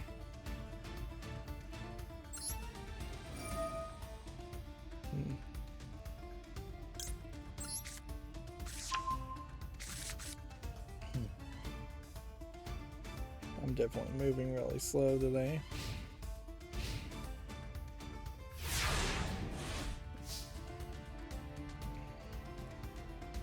Yeah, arguably I may have overslept today. Yeah, I went shopping yesterday and I definitely can say there is considerably not very many good deals in stores at the moment, nor a good selection.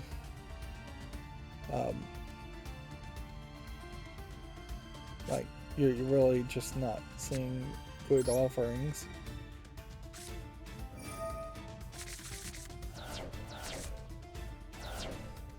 Alright, let's do this.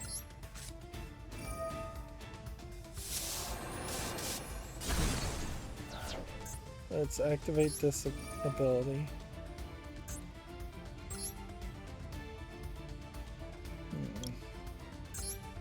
It might as well be 3 cards.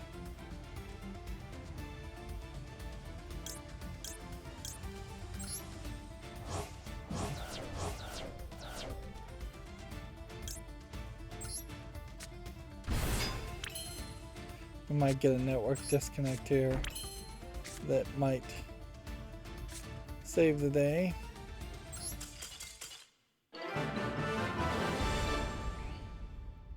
Yep.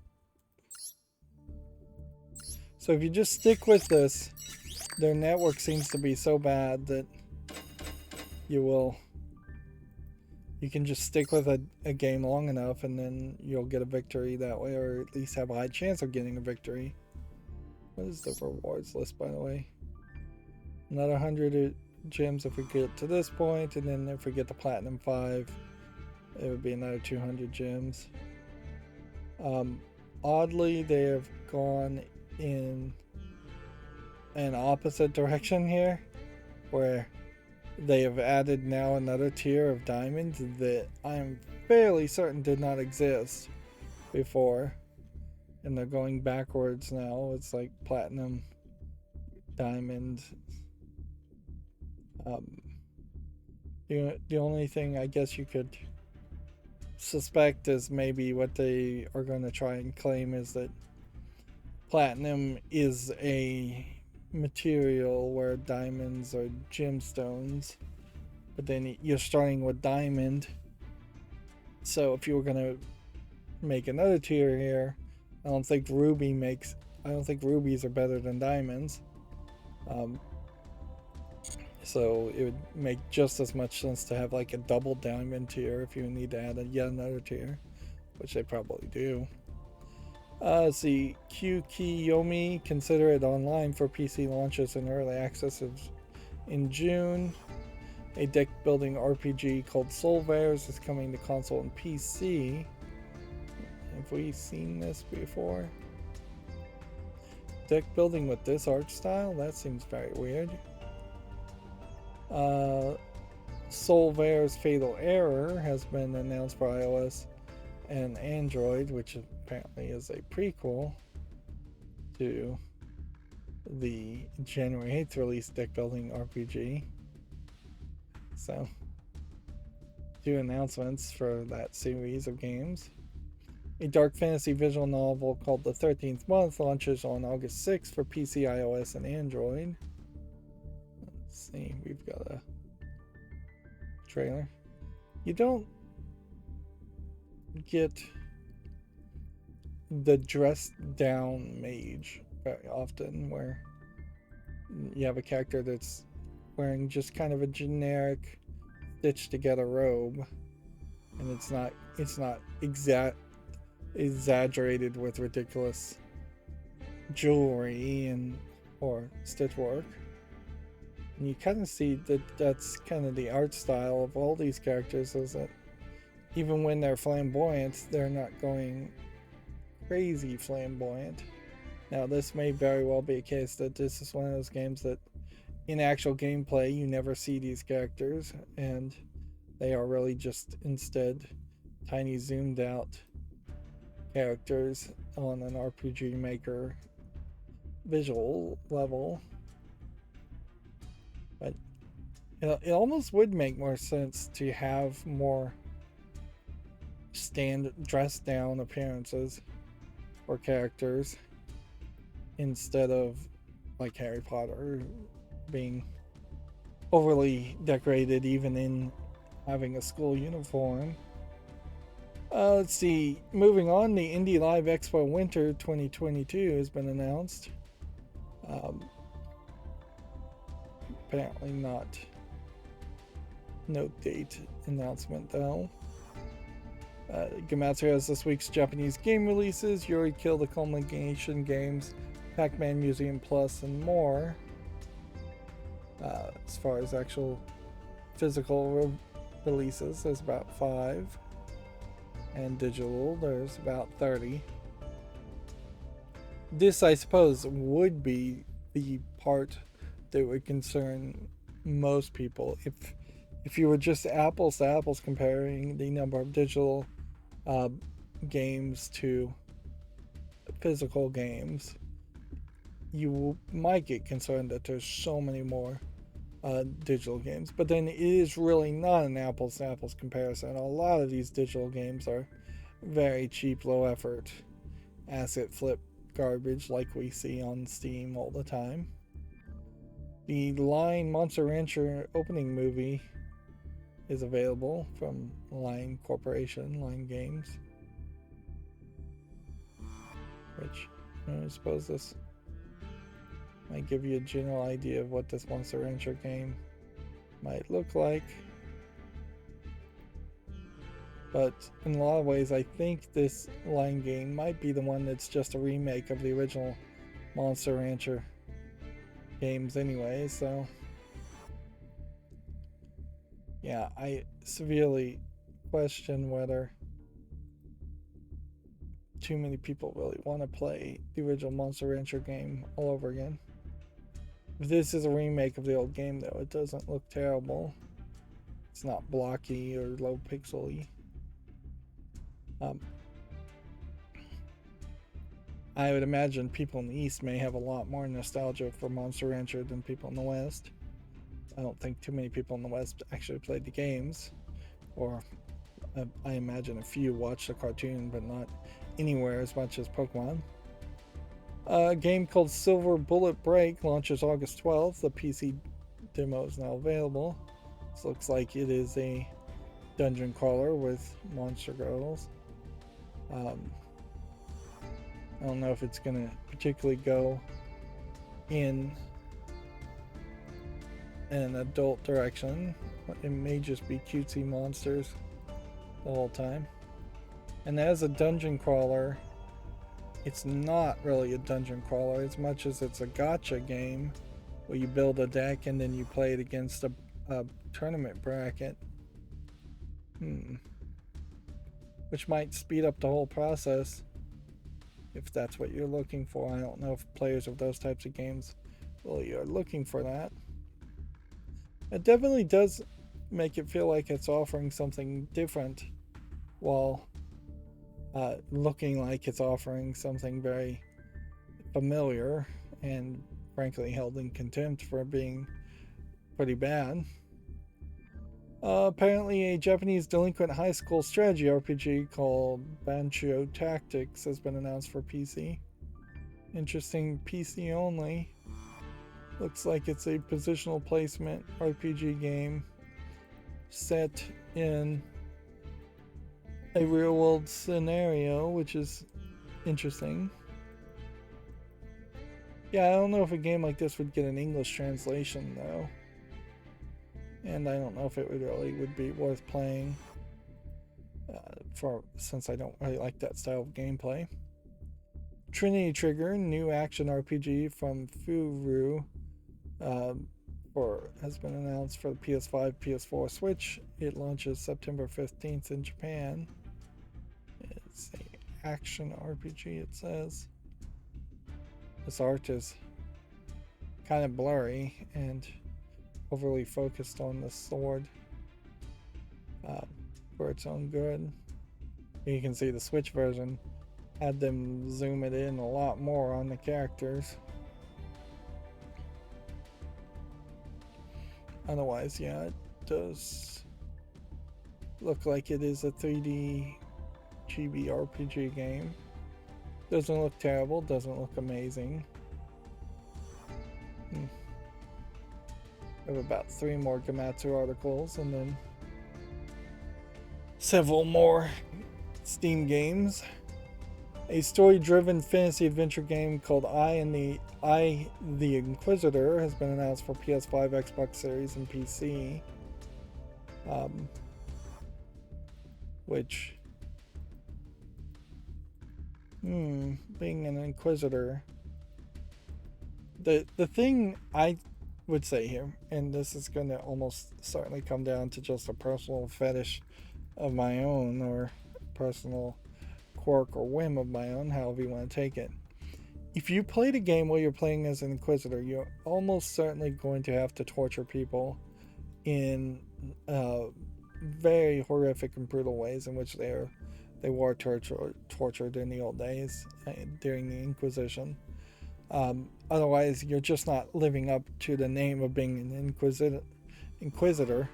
And at that point, you almost certainly would have to target an adults only rating at minimum. And so you're making a very dark character, dark story. And I just question whether anybody's going to have the guts to go in that direction.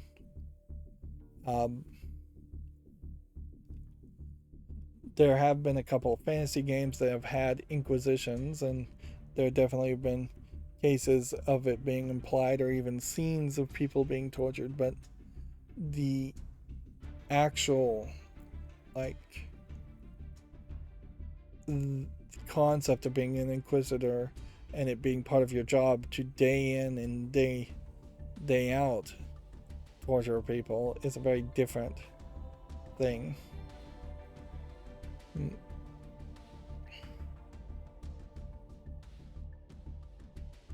And there is definitely a difference between like sadism and masochism in a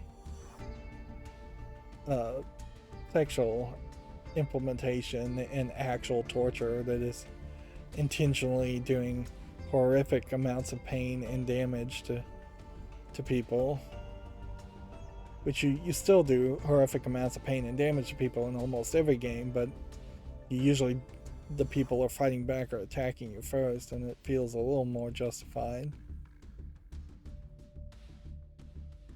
You notice in this trailer, as I'm watching it blurry here, there's really no indication that you're actually going to be or act as an inquisitor. It may very well be that he is an inquisitor that is no longer acting as an inquisitor, and that happens at the beginning of the game and is a story shift change. But yeah, moving on, the narrative adventure game Paper Ghost Stories Third Eye Open has been announced for basically everything, which I question how many Paper Ghost Stories games have existed. I feels like they're says the first entry in the series, Paper Ghost Story 7 p.m. launch for PC on Steam of September 2nd, 2020. Okay. And it does definitely have a paper cutout art style. I don't know if that's particularly good for a horror game. If anything, maybe it's good for people that don't like to be scared, that want to play a horror game. But it's really hard to visually relate to people that are paper cutouts, which then it's not going to be as spooky. Although there is some argument to making games that, or making stories that are horrific but then not scary in the first place. This is on my follow list, and you can see it's still 2 years later waiting to get 30 reviews, so there's not much of a relevancy there. And if anything, this might just be a great example of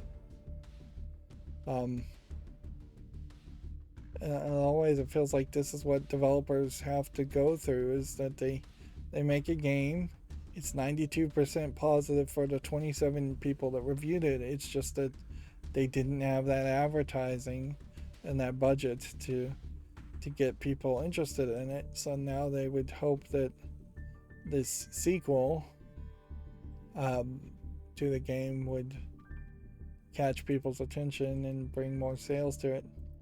Although, in all fairness, you could also levy the claim that this is just them reusing content that they've already created to sell the second time, because they didn't get that much sales the first time. And that is also a claim that definitely looks like could be levied against this game. Let's see. Moving on, Gamatsu, last article we have, new PlayStation Plus Asia launch lineup has been announced, which seems like it's For Honor, God of War, Lego Batman, and Control. Although this list is actually much longer than that.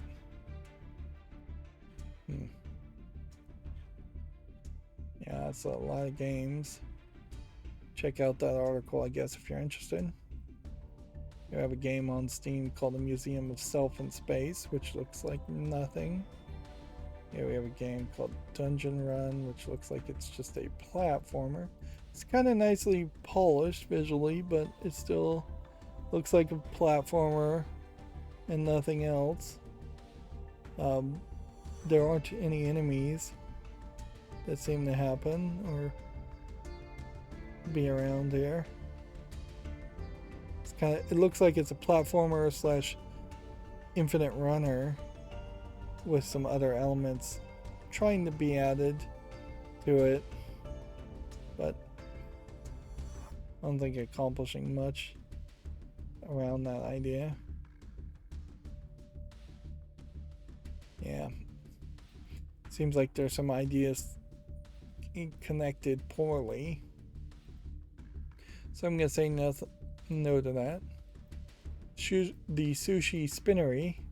I think we can say no to that. Although the gimmick is kind of interesting as far as a game that would be a kind of strategy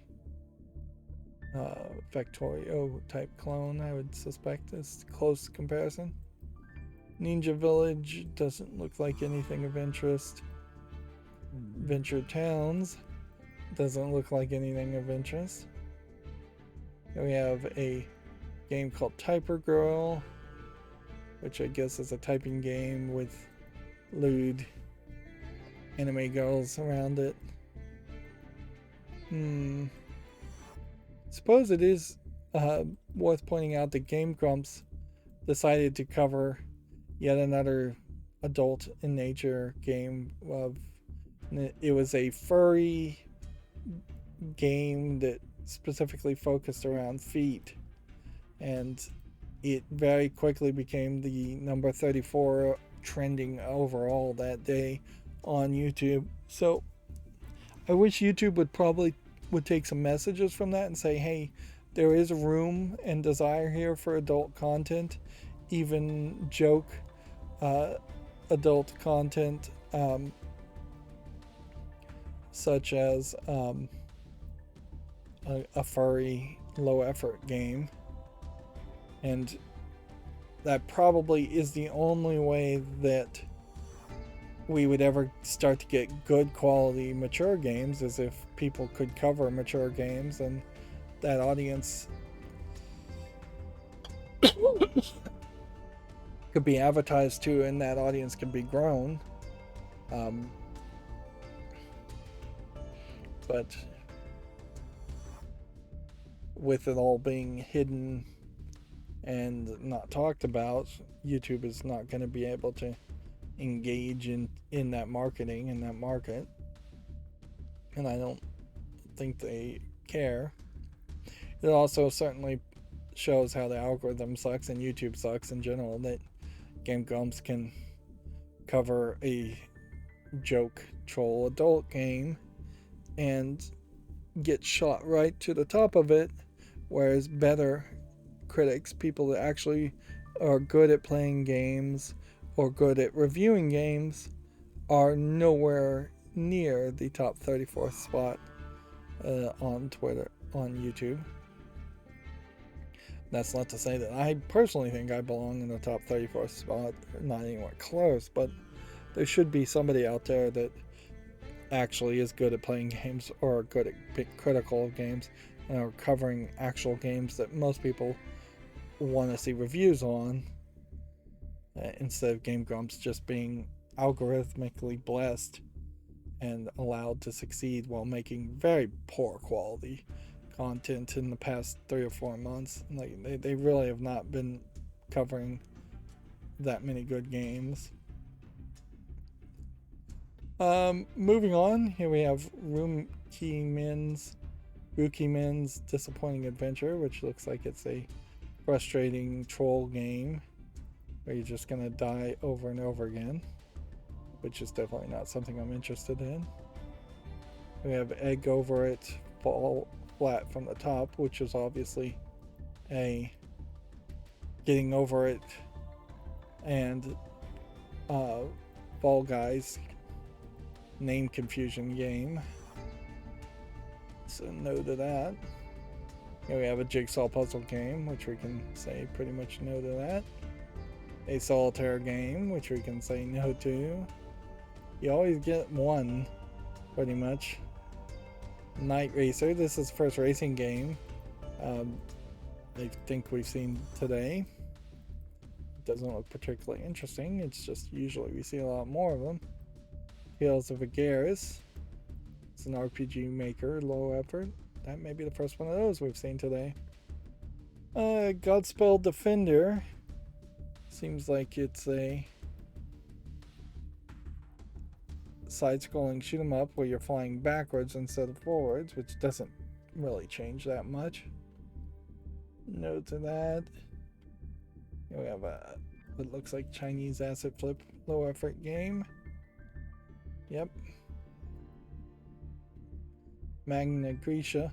Oh, speaking of Chinese, American McGee, who lives in China, is married to a Chinese national, or native, whatever. I think he may even have a Chinese child. He has not posted anything in about 3 or 4 weeks, and they were live streaming like about once every week, once every 2 weeks. Inherently, being in China, one assumes that maybe he's just locked down like everybody else, or something else has happened, or he's gone. It might even be a good thing that he's gone quiet because they actually are doing something with the Alice series, Alice Madness Returns. On the other hand, he could be trapped, barricaded in his own house like everybody else. It would be interesting, certainly, if he came out of some experience like that and goes, you know what, we really should get out of China because this is getting ridiculous. He has been a fairly staunch defender of his lifestyle and his experience in China. Arguably, he may have to say that for fear of being thrown in an education camp otherwise, or just for fear of ruining his business. But yeah, he may be locked into his own house, and his employees may be locked into his own house, or he may have been disappeared. All I can say, and you really can't report much on anything, is that there just has not been another live stream on his YouTube video in the past couple of weeks. And so I'll try and remember to keep an eye on that, check his YouTube page every couple of weeks and see if he eventually puts something out. He may be tweeting perfectly fine and just not streaming, because his streams always did involve another co-worker, so maybe those two people just can't get up.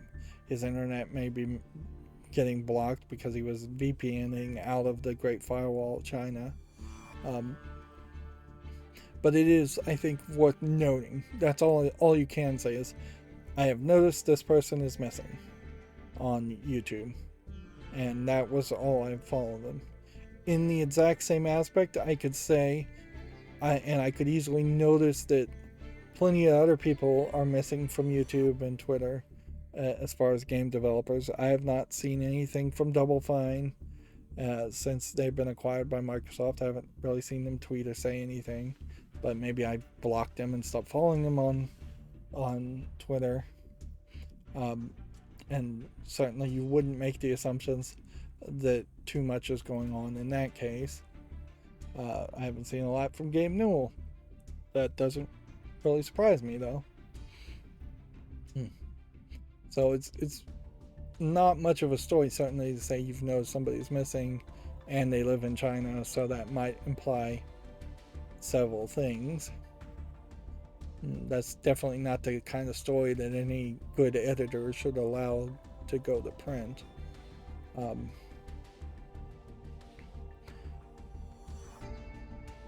The balance between implication and actual fact is far too high in a statement like that. Moving on, here we have a game called Magna Grecia, which looks like it's some kind of building strategy game. I'll give it a chance. I think I probably have about 3 or 4 of those on the fall list already, so I'm gonna have to pick one that's actually good. Toaster defense, tower defense, and platformer. Not quite good enough to catch my attention. Rumble runners. Looks like nothing. The Soul Box. Looks like it's kind of a visual novel game, but I think the visuals are interesting and intriguing, so I'll give that a follow. Automation Kingdom. Looks like it's just a platformer, maybe a kind of programming game where you drag and drop characters in specific spots. Like, programming might be the wrong term. It might be closer to like a Lemmings game, which there is room, I think, to make something like Lemmings in the modern day. Put some twists, slight improvements on it. Lunar Camp Glen here looks too much like an asset flip, so I'll say no to that. Rolando the Majestic. It's not selling me very hard on this game, but I'm going to be generous and put it on the fall list. And then Phantom Racing, I think we can say no to. And that brings us to GameDeveloper.com. We had already looked at this article. IGDA looking to support unionizing devs in years ahead. Thunderful and CodeSync have acquired the Islanders franchise. The franchise is a casual city builder previously owned by Grizzly Games. Take-Two has completed a Zynga acquisition for $12.7 billion valuation. We already talked about this. A former Microsoft executive nervous about Xbox Game Pass how it might shape the industry. And then the National Labor's Review Board says Activision Blizzard illegally threatened staff. U.S. labor officials have declared that Activision violated workers' rights. Yep. There's real danger when you run a business about telling people to do something in general that is outside of their job description, and they make job descriptions already so broad and generic so that it's like, oh no, you're expected to do anything and everything we tell you. But to make a random example, like if you're doing a charity run as the boss, you'd think, oh, I'm doing a good thing, this is great.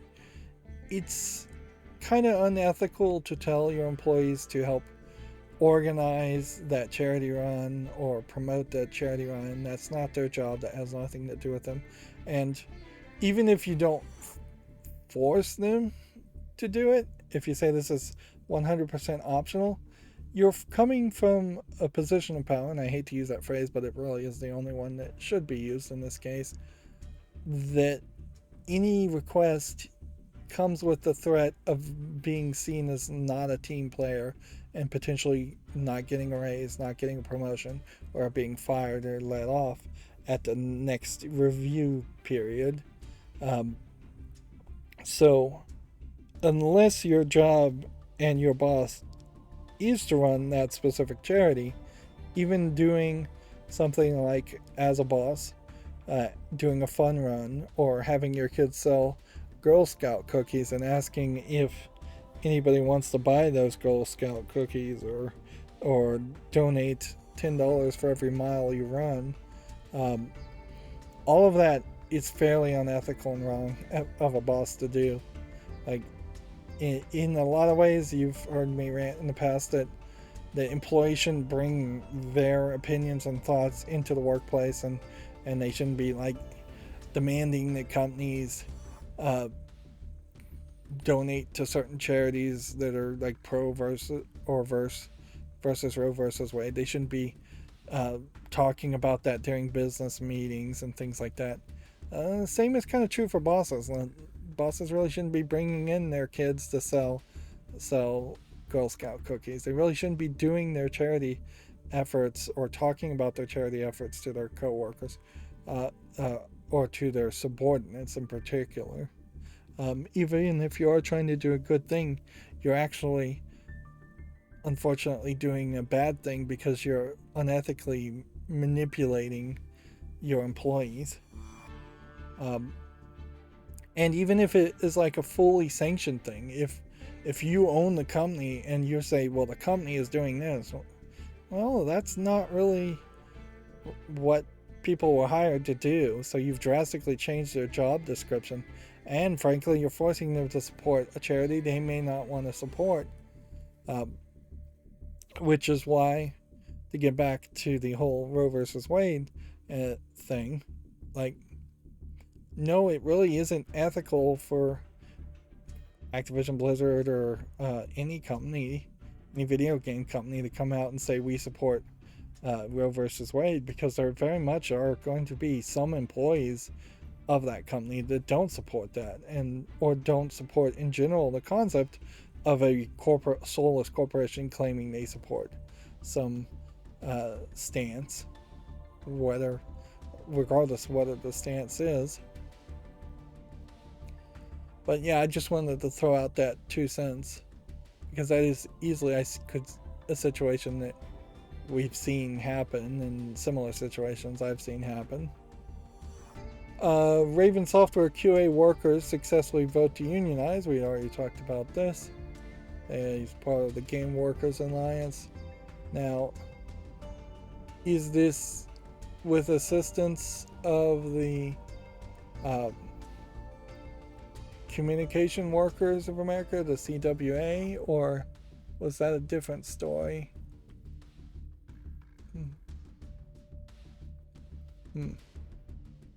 Final count for the vote was 19 in favor, 3 opposed, 24 votes were cast. So this really goes to show how few people actually bother to vote in unions, and 2 of the votes were challenged.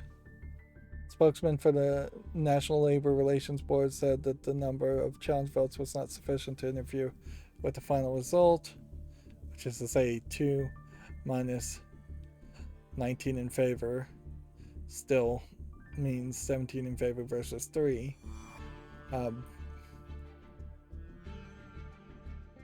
So when you get further into this, will there be any more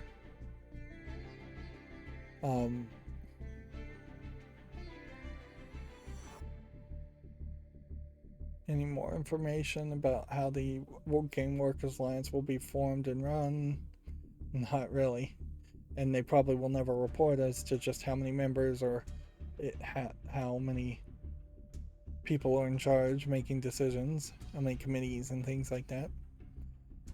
They are merging in this story a better ABK, which I don't know what ABK stands for off the top of my head. Activision Blizzard something, and Game Workers Alliance. Then they are also saying that Game Workers Alliance is now, at the moment, the only federally recognized union. Which, being federally recognized, I imagine is fairly employee. This union is, I guess, going to represent about 350 people, and only 19 people voted. So clearly, yeah, you're talking 5% of the total employees. But in all fairness, I wouldn't be surprised if a lot of shenanigans happened and there was a lot of fear to be seen voting for the union. And at a certain level, that's pretty much the case with all unions, is that the benevolent few, or hopefully they're benevolent, form a union and then end up doing a lot of good for everybody, even if a significant portion of the people in the union are begrudged about it or just don't care about it. Yeah, most people don't want to think about their jobs or spend more time or effort around their jobs. They just want to do their job, get their money, and leave, which really highlights that if there was a universal basic income, you would see a lot of people just taking that and not doing the job in the first place, because they're not committed to staying at a job, and they probably shouldn't be committed to staying at a job and making a career out of it, which I don't know if careers particularly exist these days, or any commitment to it.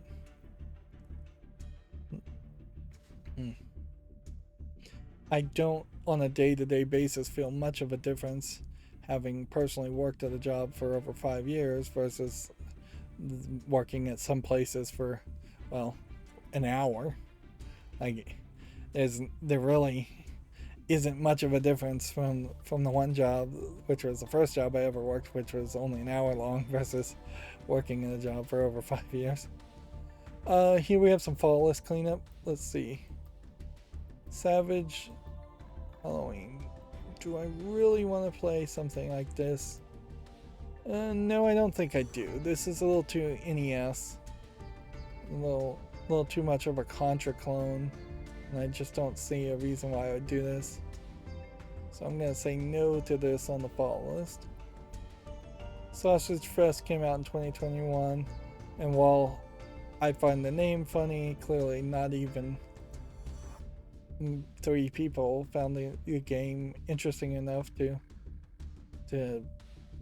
review it, so we'll say no to that. Satisfactory, on the other hand, I'm still contemplating whether I would want to play something like Satisfactory. Satisfactory honestly should be on the wish list, but it's in early access. That's why. Yeah, it's overwhelmingly positive. It's just still in early access. It's one of those games that may never come out of early access. And here we have a puzzle game that needs more time. Sanity of Morris is mixed, so it needs to leave the follow list. Sands of Salazar is very positive. Is it a game that supports English? Yes, it claims it does. It's a single player game. Definitely feels like it's Chinese first, but does kind of look playable. So I'll put that on the wish list. Sands of Aurora is the next game. And that looks good too, mostly positive, but in early access. So we'll give it some more time since it came out in 2021 and it's early access. Samurai Warriors 5. I guess the question is, do I want to play any of the Warrior games? I think the answer is probably no. Yep. This hack and slash gameplay style of the Warriors games is just going to ruin the arthritis in my hand, so I have to make a real exception there in the opposite direction and reject it. Samurai Showdown. Showdown always spelled without a W in this game series. Yeah, it's mostly positive. Don't see any real reason why this wouldn't be on the wish list. I'm still not sure I'm ever going to get around to playing any fighting games. Samurai Chess. I'll give more time to. Like, I do own the Tabletop Simulator game now, and I haven't looked at it, so I may very well look at Tabletop Simulator and realize I already have a decent enough chess simulator, and there's no reason to have any other chess games ever, unless I'm going to get something like Battle Chess. Samurai Challenge, I'll give more time to. Let's go back to the main menu. We didn't make it to gold ranked. Gold rank 1, which that would have been nice if we had done that. And then all these daily quests are going to be done,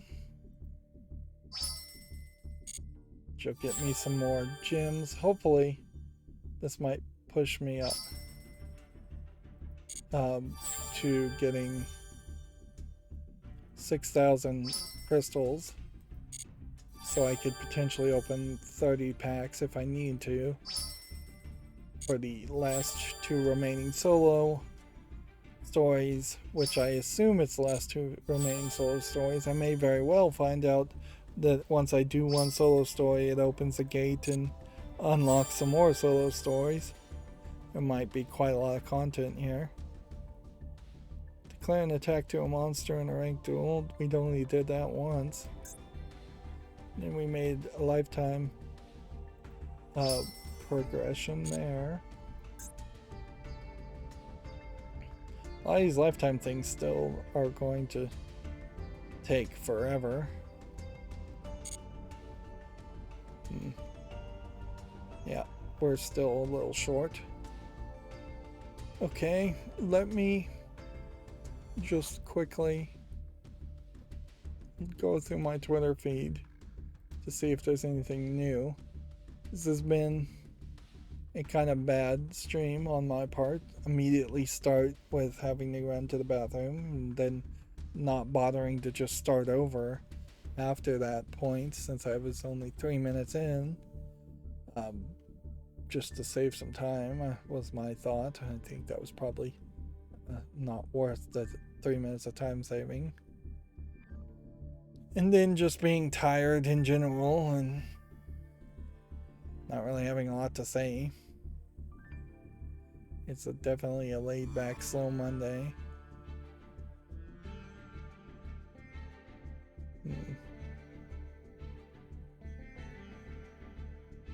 So yeah, I'm scrolling through my Twitter feed, and I guess I started late enough that there was just not really a lot of stuff going on, and on top of it being Monday. Alright, we can cover the statistics since I'm trying to regain confidence in my computer being okay now. We had a skipped frame out of, let's say, 7 million frames, 69 frames due to rendering lag missed. But we, most importantly, have had exactly 0 dropped frames. So that network optimization setting must have been it. But who knows? We may stream on Wednesday and then start having a ton of drop frames again. Who knows? But so far, everything is good. Everything seems to have worked fine today, and everything feels like it's been working since I came back a couple of weeks ago. So, you know, the next step is definitely to get back to making some Ni no Kuni content and recording that, and just push towards the end of that game. I imagine Ni no Kuni being a Japanese RPG will be long enough that by the time I finish it, if I'm having no computer problems whatsoever, then I would feel fairly confident. Anyways, that's going to be it for this stream. As always, I ask you to like, share, subscribe, comment, and watch every second of my videos. If you want a friend to follow me on any social media sites, there's a whole bunch of links down below. Thank you for watching. Have a good evening.